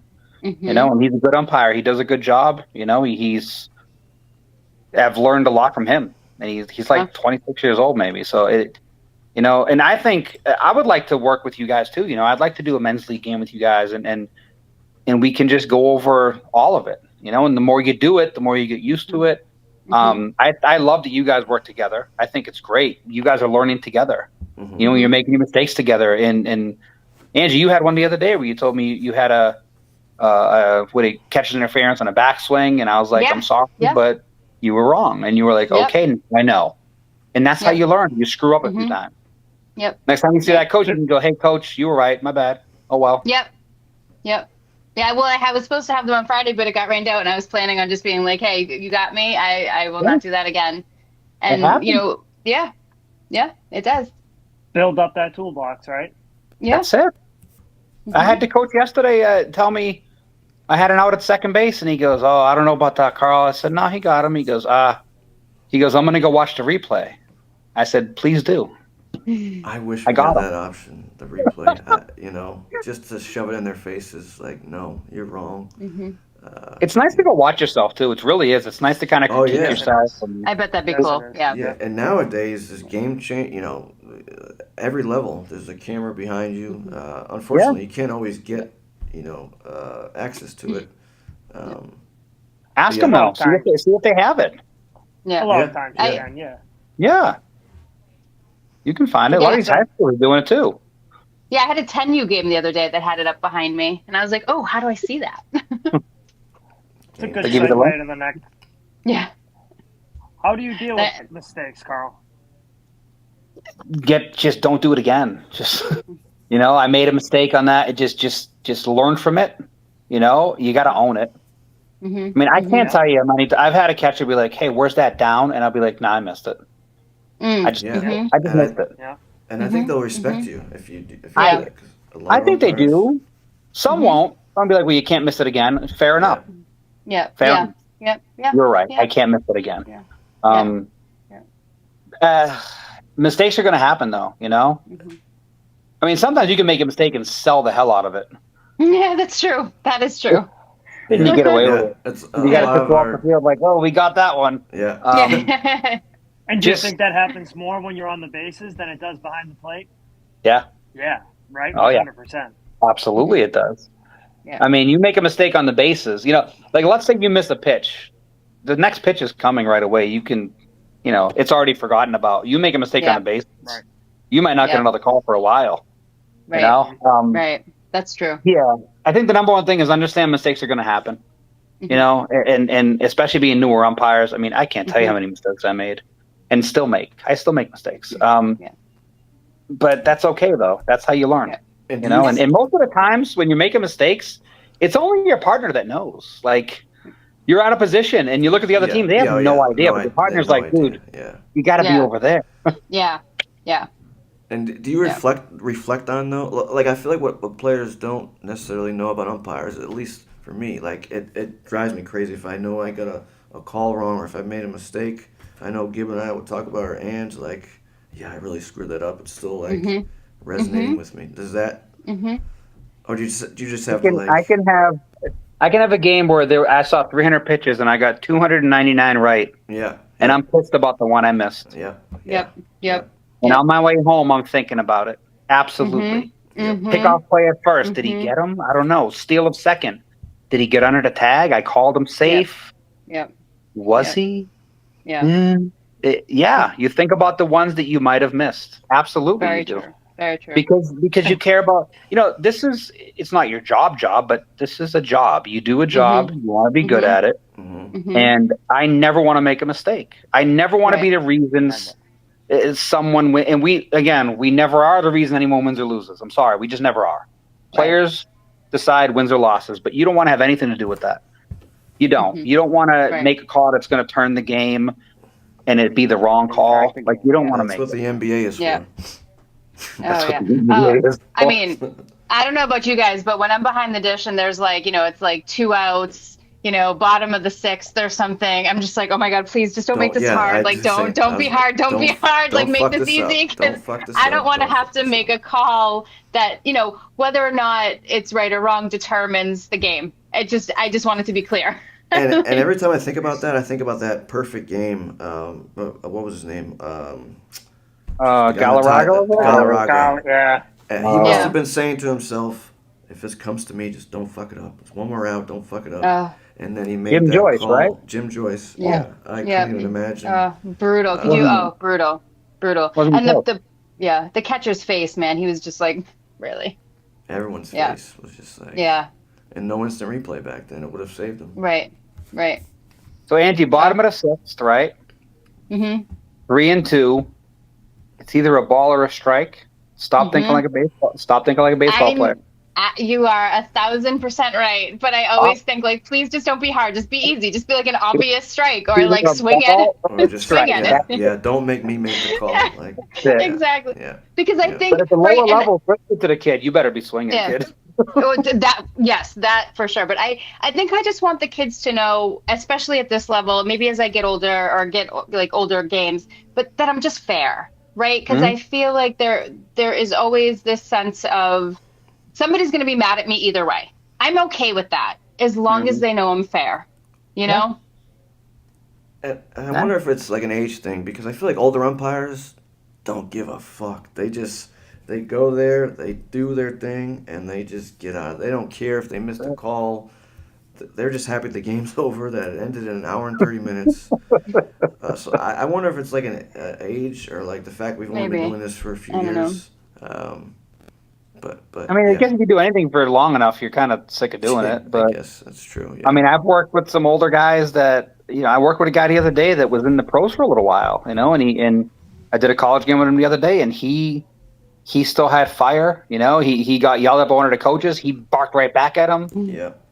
He had pride in his strike zone. He had pride in his call. He was still very much into it. Yeah. But I know what you're saying. I know. And as a player, I think I noticed that a lot more. Yeah. As a player, I think I noticed the umpires that were just there to be there. I think it shows that you want to be there. And I think when you want to be there, the other team appreciates it a lot more than the guy that's just, whatever. And I feel like the players relate more with younger officials. I think they're used to having older guys that they don't really relate with.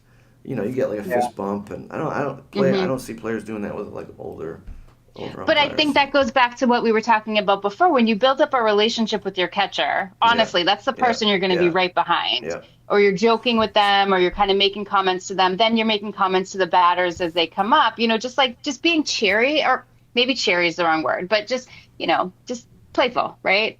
I don't know. I just think there's something to that, and maybe that's just, I know this is weird, but maybe that's like the mom in me, where I'm like, you guys, these are the best years of your life. Like, have fun. I'll say to the catcher all the time, like, you're just playing catch, right? Tell the pitcher you're just playing catch. If I can tell the catcher's like the pitcher's like tweaking out, I'm like, you want to go talk to him? Just let me know. Like, you're just playing catch. Just and not to coach them. And sometimes I know I have to watch myself too, because I might be talking to them too much. But I do. It's just baseball. It's fun, and I love it, and I want them to love it too. I see some of them getting so down on themselves at like 12 years old. I'm like, guys, this is the best. Be human. Just be human. Yeah. Don't be a robot. Be human. And if they see that you're just a person, did you guys do adult league at all? Have you guys done adult league games? Yes, 18 plus, 28 plus? I can only do the 18 plus or Yawkey. I've done one Yawkey game. And we did. Dan and I did a scrimmage once, but that's it. So I feel like because you guys played, okay, and these guys know you played. Yes. When you step on the field, they go, okay, we got guys that know the game. And then you're at 100 innings of baseball every year. So you're going to get players like, oh, yeah, you played in 100 innings of baseball. You're not just somebody on the documentary. Know the game. She's famous. Oh, yeah. Very famous. But I think that goes a long way, too, where, Gibby, if I go to a game and I see you umpire, I'm like, oh, yeah, Gibby knows the game. Yeah. Gibby's going to give us a fair game. He's He's not going to take any shit because I remember you as a player, you didn't take no shit. But you're also going to be fair. You know the game. If I see Dan, he was a catcher for a long time. He knows the zone. I'm going to trust him. And I think if I don't know if it's an age thing as much of if they know that you're a baseball person, if they know you played and you have knowledge of the game, I think it's a trust level that they have in you. Unfortunately, some of these older guys, they have no idea that, these guys. I did a 28 plus game the other day. Guys, you ever played in this league? I go, yeah, I won a championship with the JM Force like 12 years ago. I played in this league, But these kids, JM who? I know, right? Well, what a great team that was. Yeah. But yeah, I mean, if they know you're a person that knows the game and loves the game, yeah, I think it kind of shines through a little bit, But yeah, right. Yeah. But if you blow a call, they're still going to call you an asshole and be mad at you. So my 14U team today, the leadoff batter got up to bat, went through his at bat. I forget what he did. Went back to the bench. I thought he was giving the scouting report on the pitcher. No, he was giving the scouting report on the umpire, which was me. And he's like, "Oh yeah, he doesn't call the high ones, not too far inside." I'm like, these kids. So I asked him later in the game because I heard him giving the scouting report, second game of the doubleheader. And he was giving the scouting report for my partner. So I was like, "Oh, what was my scouting report?" He's like, "Oh, well, you don't really call the high ones. You have a pretty good zone. You don't call inside." These kids were giving scouting reports on the umpires. That's funny. It's hilarious. Yeah. It's hilarious. Yeah. So I got my... Hey, he's doing his job as a leadoff hitter. Yeah, true. But I never heard leadoff hitters giving a scouting report on the umpire. I thought it was awesome. Why not? No, it's great. I've never heard it before. Yeah, what'd you see? A fastball slider, Blue doesn't like it high. There you go. Yeah. It's usually what the pitcher throw. What does he have? But no, it was like, how's the ump calling it? Is he calling him high? I had a kid in the 13U game today take a strike down the middle, at the knees, down the dick, turned around and looked at me. I couldn't even finish my strike three call. And he walked back to the bench and he told the guys it was low and outside. Yeah, you can. They don't know we can hear everything. I laughed. I was like, "You got to be." And I the catcher. I said, "Down the middle." He goes, "Yeah." Yeah, it's great when it's great. Me and Ange talk about this all the time. When the catcher agrees with you, it's like, "Yeah, that was right there," and you're like, "All right, good."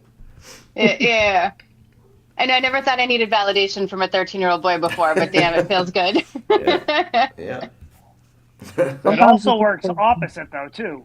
Oh yeah. Sometimes you'll be the fourth or fifth inning, and there's a catcher trying to pull a ball that's 2 feet outside in, and you're like, "Yo, buddy, come on! Like, why are you ruining this relationship now? Here, And Gib, and then the coach. The coach goes, "Where was it?" And he goes, "It was right there." Yeah, exactly. It was right there. Always right there. Like, no. Always. Yeah. In the other batter's box, you little punk. Right. They do it at every level. So speaking of that, how do you handle those difficult situations where it's either coach, that's constantly barking, or players, like I said, they don't realize that we can hear everything that they say, or fans. Like, how do you handle keeping them in line, I guess? So I think you handle it differently depending on what level you're at. So I'll start at the highest. So NCAA has something called the official warning.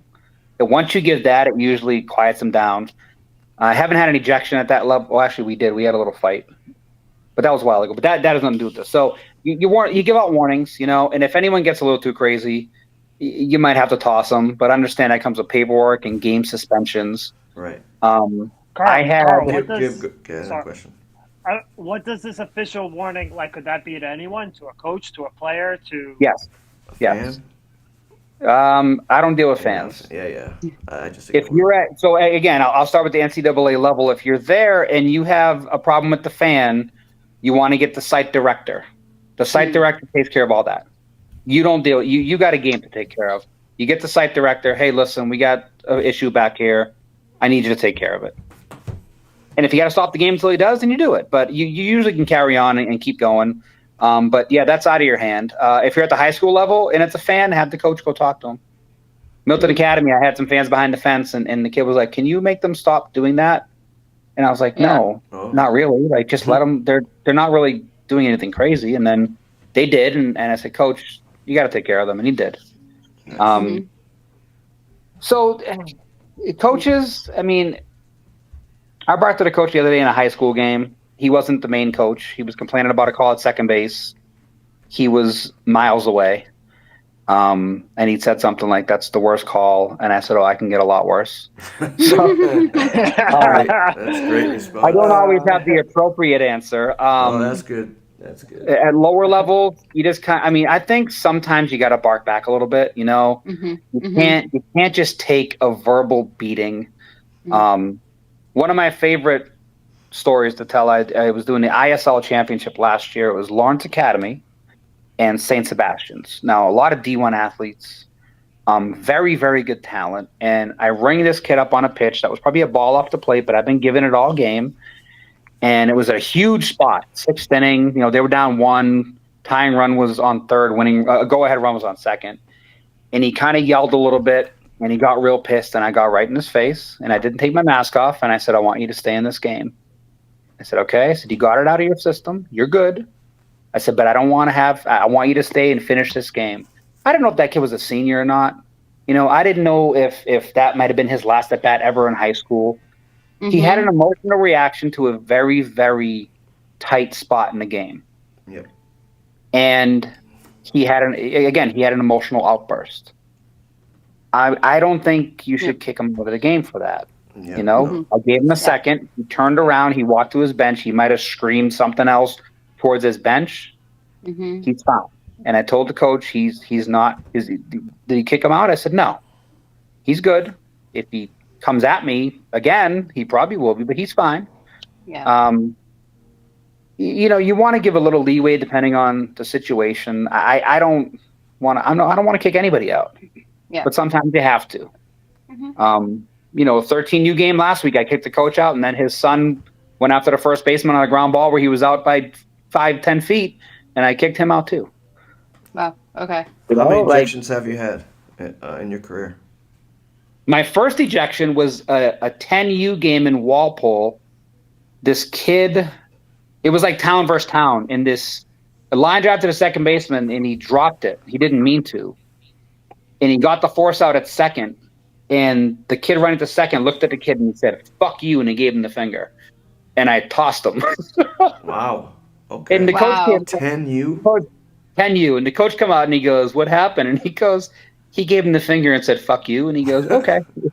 And he turned around and walked away. Wow. And in the 13U the other day, and I don't think I've had any other. I don't like to throw people out. Like, I don't. What happened in the 13U game? That was the coach. So there was a fly ball to left. The kid at third base 100% left early. I mean, he's in my direct line of sight. It wasn't even that hard. So when he hit the plate, the other coach was like, he left early. In my head, I'm going, yeah, I know he did. So they appeal third, out. He talked you into it. I said, nobody talked me into anything.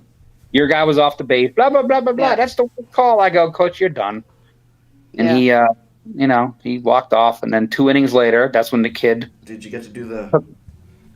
It was very casual. No, it was casual. They actually train you in the MLB camps to train you how to properly eject someone. Like, there's literally...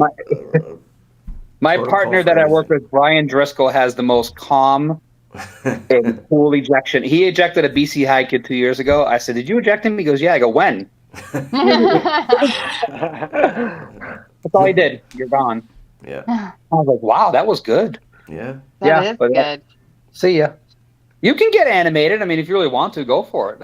I'm still working on my loud punch-outs at second and first. Like, I don't really get too animated, but I'm working on it. But you have to, because I've noticed, and other umps have told me this, like, the more animated you are, the more believable. The more you're selling it, you know, the more confidence. And it's true. Well, so Gibbs told me that when we did a game together. He's like, "You got to be loud. You got to sell it." And I was like, okay. You really got to even if you don't believe it. Yeah.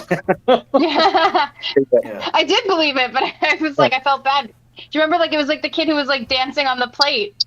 Do you remember that? He was dancing on the plate. He, like, jumped up and jumped around, got out, and I was like, "Oh, kiddo." And then the coach wanted to argue about it. And I was like, "Oh, okay." I mean, I didn't want to be a dick about it, but next time I will be, I guess. And that's when Gib was like, "You got to punch that." And I was like, all right. And then there's calls that you don't want to make that you wish you didn't see. Like, Gib and I had a game so in East Boston. It was turf field, and the kid just hit it, and it kept going. and he made it all the way home inside the park home run, but he clearly missed third base, and the third baseman was all over it. So it wasn't even one of those things where I could have ignored it. And I had to call him out, take his home run away. I mean, it was clear as day. That's brutal. Stop thinking like a baseball player. Right, but not your fault. Right, exactly. Not your fault. Yep. Yeah. It's hard, isn't it? Mm-hmm.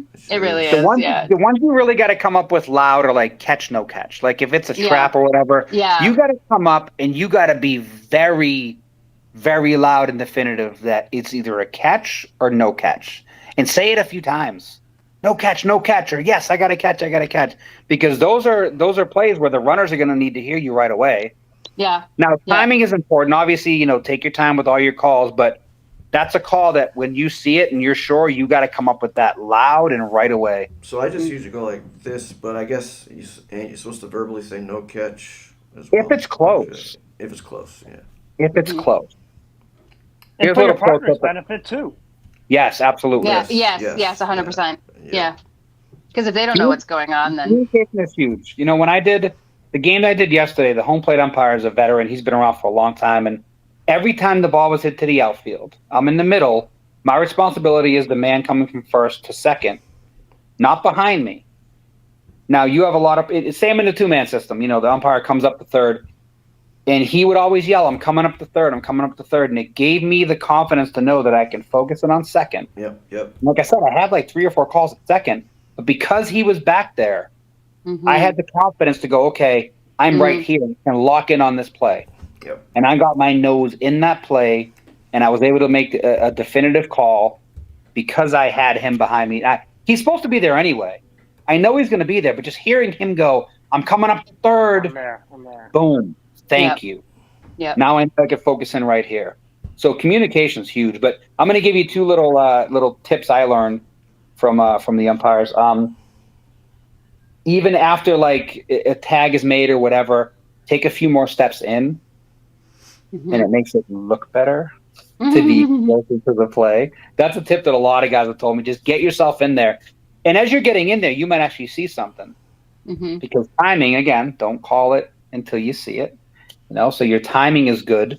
But take a few more steps in there and get a better angle on it. And you may see something that you didn't see from 2 steps back.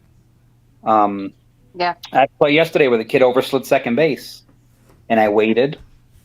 And I didn't call him safe right away. He was safe by a mile, but then he overslid. So the second baseman got it, and he chased him, and he got him. But if I called that safe right away, I look like an asshole going, safe, out. Wait. But take those few steps in and get closer. I think it's so important to get the right angle. And it looks so much better that you're trying to get in there. And Major League umpires do it. You'll see them peek. But, they'll peek. Yeah. I think it's important. Or stare for like an extra minute.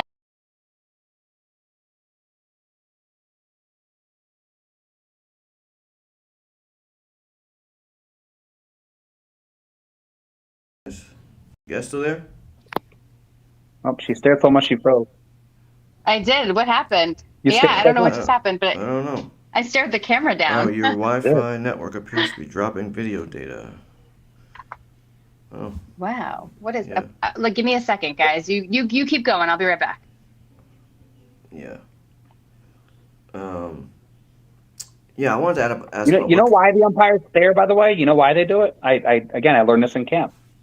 You're taught. So, like, let's say play at first base, right? You take a look. The ball goes into the glove, all right? Or in tag play, you're looking for a tag or the runner coming in, and then you take your time. You look up. You make sure the ball's in the glove, and then you make the call. So you'll see them staring, but what they're doing is they're making sure they got all the information they need to make the call. So they're looking and going, boom, there's the tag. All right, he's coming up with it. He got it. The ball's still in the glove. Boom, out. It's a timing mechanism. So they're not really staring. They're just kind of checking all the boxes they need to check before they make the call. And I didn't realize that until I saw one of the instructors. I go, oh, they do that. Yeah. It makes sense. It does. It all makes sense when someone explains it to you. There's that key word again, is timing. Even like you pedal back to like the mistakes that I've made. That like it just seems to go back to made the call too quick, or didn't didn't take that extra look, you know. Mm-hmm. Mm-hmm. Now, what makes you make the call too quick? What I found when I first started is I'm a baseball player. I want to know right away if it's a strike, if it's a ball, if he's safe. You're thinking, again, you're a baseball player. You want to know right away what the call is. As an umpire, no, wait, take all the information in, then make the call. Yes, absolutely. It's so hard, dude. It's so hard. Timing It is so hard. Carl, it is so hard. You're right. Timing is the last thing. I think it's the last thing that you really master is your timing. It's so difficult.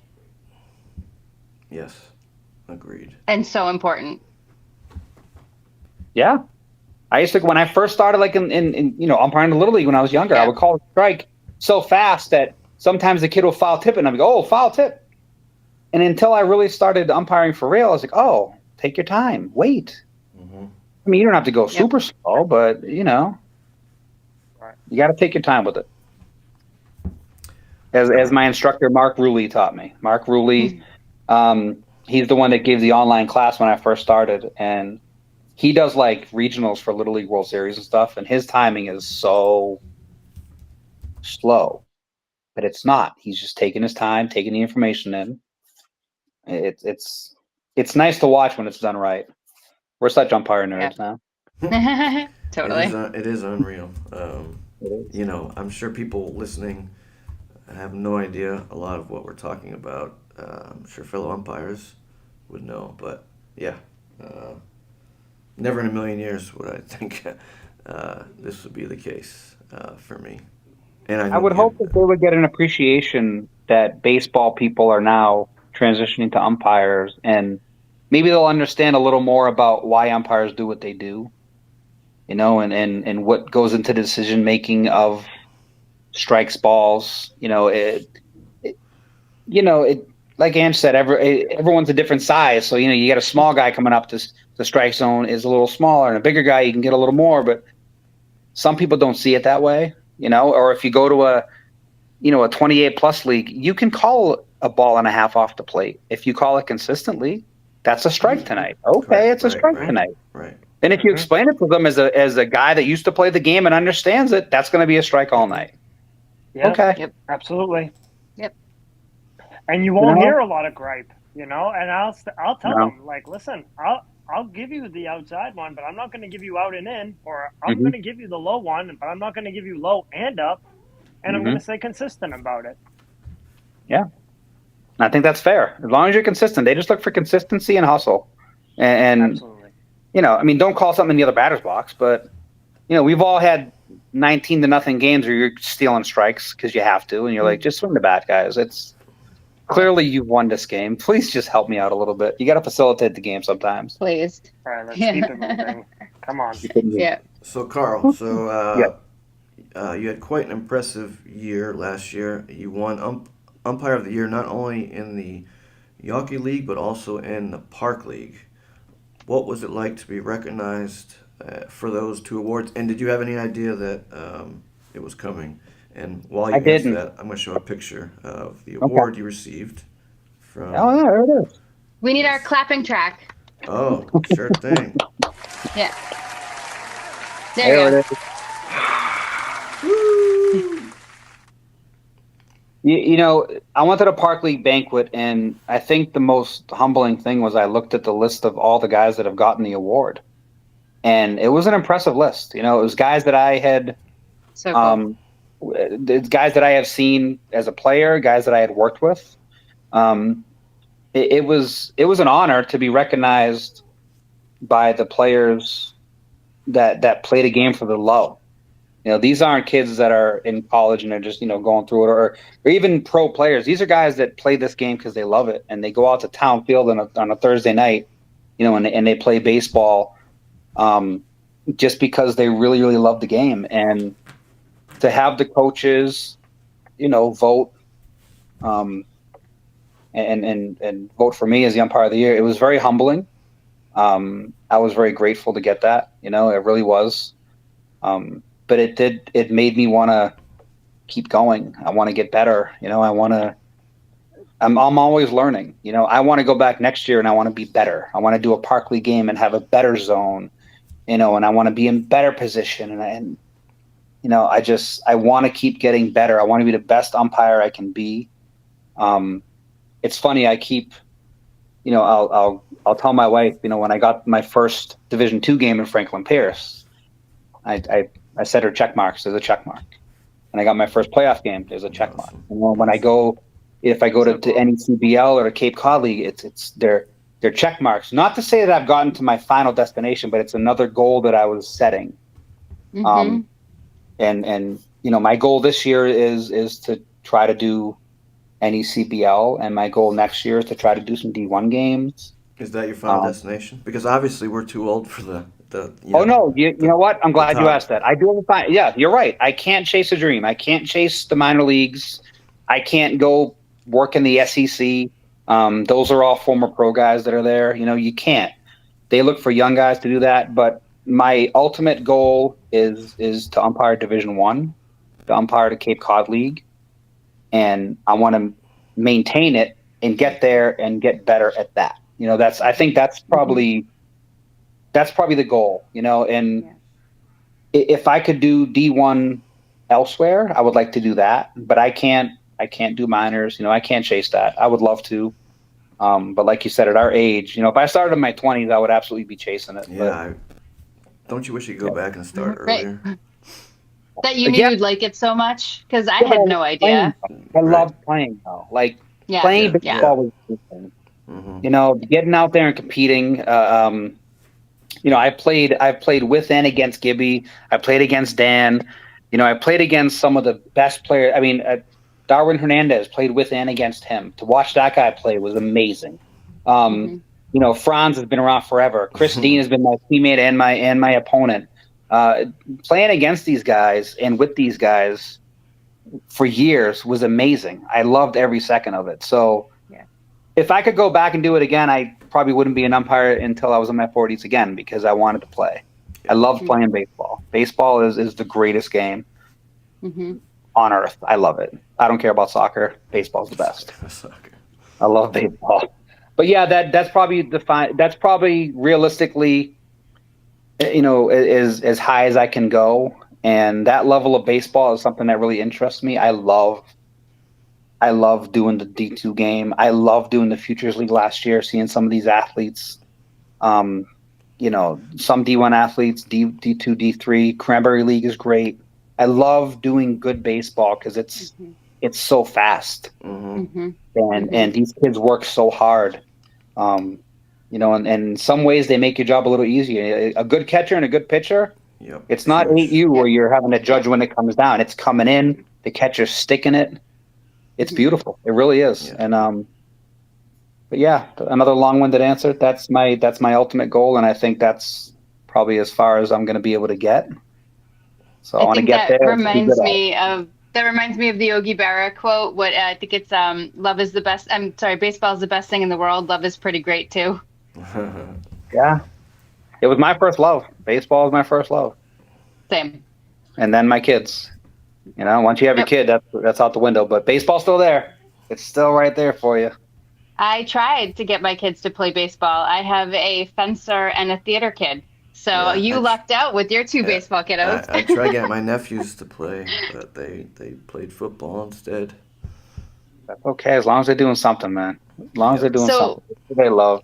True. We are, I think, coming up to the end of the show, Carl. So last question, best question. Your wife's probably going to kill us. Favorite story, favorite memory while umpiring? I have a lot of good memories. So what's your favorite story? I might have already told my best story, though. All right, then give us a good memory that you haven't told us already. I think my favorite memory. Huh? Go ahead. I was going to say, you've got to ump some pretty cool games. Like you just said, you've umped the NCAA playoffs. I mean, congratulations. Thank you. You've umped at Fenway, right? So Fenway is probably my favorite. So my kids reminded me, I have a hat trick for Fenway. I played there in the 90s. There it is. I coached there, and then I umpired there. So umpiring at Fenway is probably my favorite umpire experience. Being on that field is like nothing else. It looks like you were behind the dish, too. I had the first game behind the dish. No, second game behind the dish. First game, I was at first base. So cool. Yeah, that's my friend Tim. He got me in there, and I called him up last year. You need me again? He goes, "No, I got a new crew." I said, "All right, that's fine." Yeah. That was the New Balance. I think it says in the New Balance Select All Stars. They had kids from all around the country come in, all D1 athletes, senior high school kids, and it was amazing. Awesome. That was That's probably incredible. my favorite experience. There's been a lot of stories on the NCAA level, but I can't tell them. That's not. I can't. I can't That's tell. off air. That's off air stuff. Yeah. All right. My favorite umpiring story. I got a good story. My favorite umpiring story was when I was umpiring in the South End when I was younger, and the entire game, his parents behind the fence, and he's saying stuff to me in Spanish, and I keep turning around and go, I don't understand. I don't know I don't speak Spanish. And after the third out of the game, I turned around and I said, "Buen día, cógelo suave." And he was like, "You motherfucker, you understood everything I was saying." That's awesome. And, it's stuff like that. The joy. That's great. That's good. I love stuff. that you guys are umpires. I really do, and I love that I'm going to see you guys on the field. Hopefully, really soon. I really want to work with you guys, and I just love it though. I love it. I love that you guys have come into the family of umpiring. The dark side. The dark side. It sure is the dark side. Yep. But it's rewarding, man. Once you start doing it and you start learning, and it's just so rewarding. You come off the field going, "I did a good job today." Oh, there's nothing better. Nothing. I love it. Nothing better than having a good game. There is Winning a hanging championship. curveball line drive into the gap is pretty good too. Okay. I mean, you said don't think like a player. I'm just trying to follow the rules here. Good call, Ants. Good call. But you know what's Busted. not great is when you hit a ball up the middle and Gibby makes a diving play on you. That really sucks. Fucking Those sucks. I are can't tell you how fun, many too. times. I can't tell you how many times. We do miss playing against you. That's for sure. I enjoyed playing against you guys. You know, I really did. For a long time, it was always fun seeing you guys at the field. I always knew it was going to be good competition, and I can't say I don't miss playing, but umpiring keeps you so busy. Yeah. Yeah. And you But still we feel always like have you're the part of 100 the innings. game. 100 innings. Yeah. There you go. Maybe I'll play an umpire again. Yeah. Well, there you I go. mean, honestly, that's guys like I don't get to play anymore, right? Like I just don't get to. And so for me, this has been just such a return to the field. So, even though I feel like I could still play, I know that I'm not competitive where I would want to be. So I love it. Yeah. Well, keep working at it. And any of you, I don't just have to be Angie's godfather or whatever she calls me. Yes, you do. No. Wait, whoa. Uh-oh. No, I'm just kidding. You guys can reach out He's with all anything mine. you have. But don't reach no. out to me. Reach out to, even Richie or Mike. These guys any question you have, these guys will answer it. Yep. And when they say reach out anytime, Richie says he'll show up to a field. He means it. He will. No, I know. He really will. And these guys will help you guys out. Any questions, ask somebody. I actually was looking around at my game today. I was like, is he here? Is he here? 'Cause it was Victory Field where I worked with him for the first and only time last year. So I was like, I don't know, this is the weirdest feeling. It's like Rich is here. I was looking for him in the stands, but Wow. If he's there, he's helping. And we all need it. We all need to hear from these veteran guys, Yep. Yeah. Yeah, we do. Yep. Definitely. And appreciate it. I appreciate it, even when I'm wrong. So much. I appreciate it so much. Everything these guys, they take their time to teach you something that they've been taught. Yeah. It's so valuable to learn from these guys, and I appreciate every little bit that I get from. And I ask, what do you got? What do you got for me? Yeah. Please. Yep. Oh, you could have got that strike in a second. You're right. I could have. Thank you. Absolutely. Yeah, like you're not going to hurt my feelings. Just tell me. Like, let's go. No. Only way you're going to get better. Yep. The only way you're going to get better. Yeah. Yeah. Well, call. And we all want to get better, right? We all want to get better. We all Absolutely. want to get better. Absolutely. Well, you can go get back to your wife before she kills us. He's been asleep for hours, I'm sure. Oh, well, good. There you go. I don't know if Gib can Well, say thanks the for same. coming on. Yes, thank you. I appreciate Thank you guys brother. having me. Honestly, Yeah. I mean, I'm still new to this whole thing, and I'm still learning. But it was nice to share what I know. It was nice to hear some stories from you guys too, what you're going through, and I've been there. And I still go there. I did a 13U today. I mean, That's funny. we still do these levels. You know, we still get the games from Walter, and you can't say no. Nope. No, you can't. Nope. If you're not blocking, you get a game. You better go. That's right. Well, there's remember that game I blocked last year, and I was like, wait a minute, I'm blocked out for the day. How did I get a game? And then I was like, fine, I'll do it. You got to hit the firm button. That's the key. No, I know. But you guys are doing it right, though. Take all the games you can. Take as many as you can take them. And take. And if you're afraid of an assignment, take that one. I think Mike might have told you guys that. He's right. Yeah. The one you're nervous about. Hey, you got a BC High Catholic League. Go. Just go. Yeah. Just go do it. You're going to have a good partner. You're going to learn something. And you're going to probably fuck up. Oh, well, move on. But take these games and get better. Yep. And I know you guys are going to be great because you're baseball people. You know the game. You love it. Yep. That definitely helps. Keep working. I'm telling you, you're going to be great. I look forward to seeing you guys up at the higher level. I'm sure. I hope so. Hopefully with me you, too. buddy. Yeah, for sure. I'm down. Walter, put us together a few times. No reason we shouldn't do these 13, 14 U's. We can learn. You can work on so much in those games sometimes, you know? Yeah, it's true. It's true. Yep. That's true. We talk about it all the time. That's where all the crazy shit happens. It doesn't, the stuff that you see at those levels doesn't happen at the higher levels. It just doesn't. True. We are so deep. We're such nerds. We are. We really are. It gets a hold of you, doesn't it? It gets a hold of you, man. I tell you. It really does. It gets in the blood, doesn't it? It really does. Yep. It really does. Yep.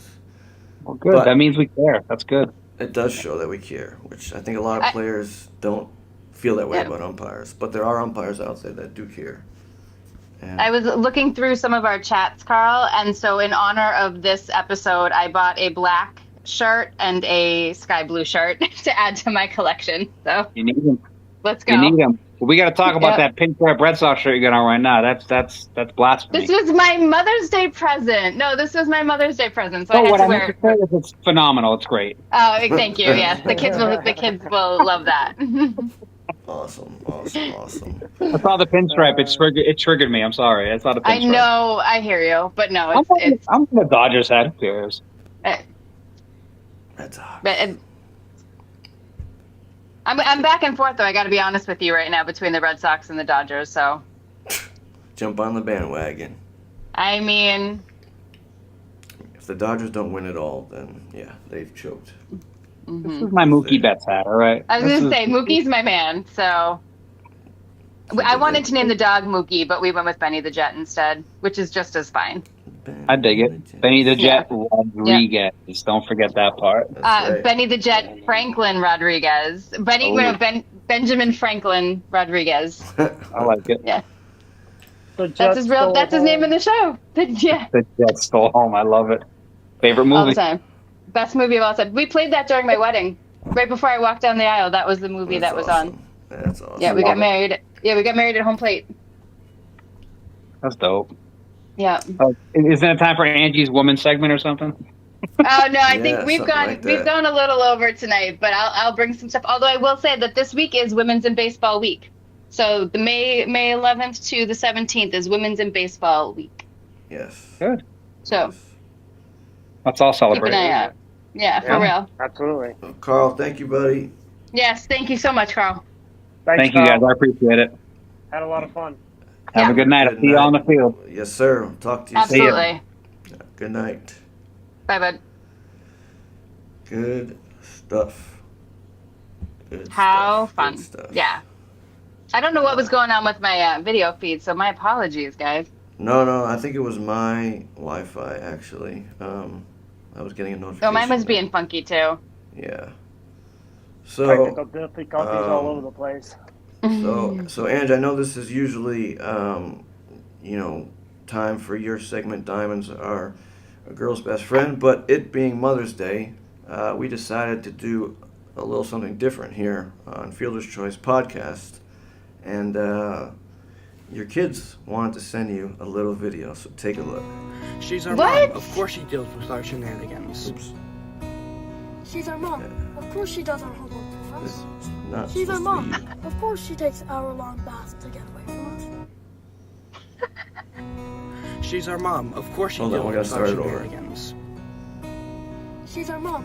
Of course she does our homework for us. She's our mom. Of course she takes hour-long baths to get away from us. She's our mom. Of course she guilt trips us about giving birth to us.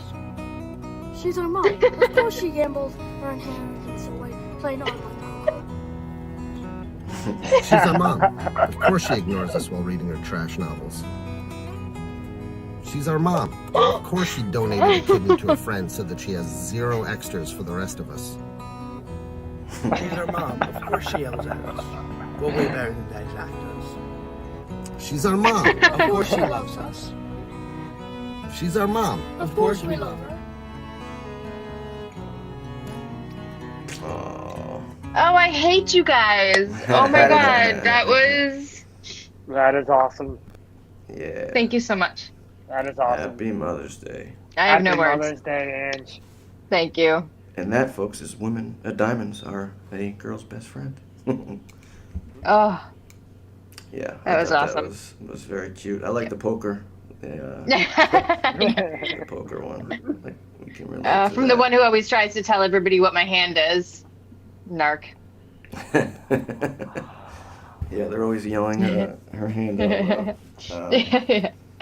But yeah, happy Mother's Day. Happy Mother's Day. Happy Mother's Day to all the moms out there. Yes, Absolutely. all the moms out there. All right, guys. I'm about to pass out. Same here. We got some games tomorrow, right, guys? Yep. Or just me? Yeah. Oh, yeah. Yeah, he signed me a few during my last game. So Yeah. All right. Well, good stuff. But I'm and sure I'll enjoy see the you rest guys of your on the night. chat. Thanks. Yeah, go have fun with the kiddos. I will. And Gib, They should I'm be in sure bed. I'll talk to you soon. Well, they might be watching because they knew that was maybe. coming. Yeah. Yeah. But guys, thanks for watching. We still have to schedule a guest for next week. We don't have anyone locked in yet, but in 2 weeks we're gonna have Noah. He runs the Umpire channel. He was an umpire for the Savannah Bananas. He's got like 55,000 followers on his Instagram channel. So Kid's killing it. Yeah, he's at Yeah. Clark University doing games all around Mass. Yeah, he's awesome. Yep, fellow umpire. Yep. So yeah, we will be back next week for episode 4. Awesome. But yeah, thanks Looking for forward tuning in, to it. guys. And Gib, nice to have you back. But Good to be back. No more Sorry. Sunday night games. no more Sunday night That's games. right. Sorry, Walter. Sorry, Walter. All right, guys. All right. See you guys Have a next good week. night. Happy Mother's Day. All right, We'll guys. see you guys Happy Mother's Day. next week. Bye, guys.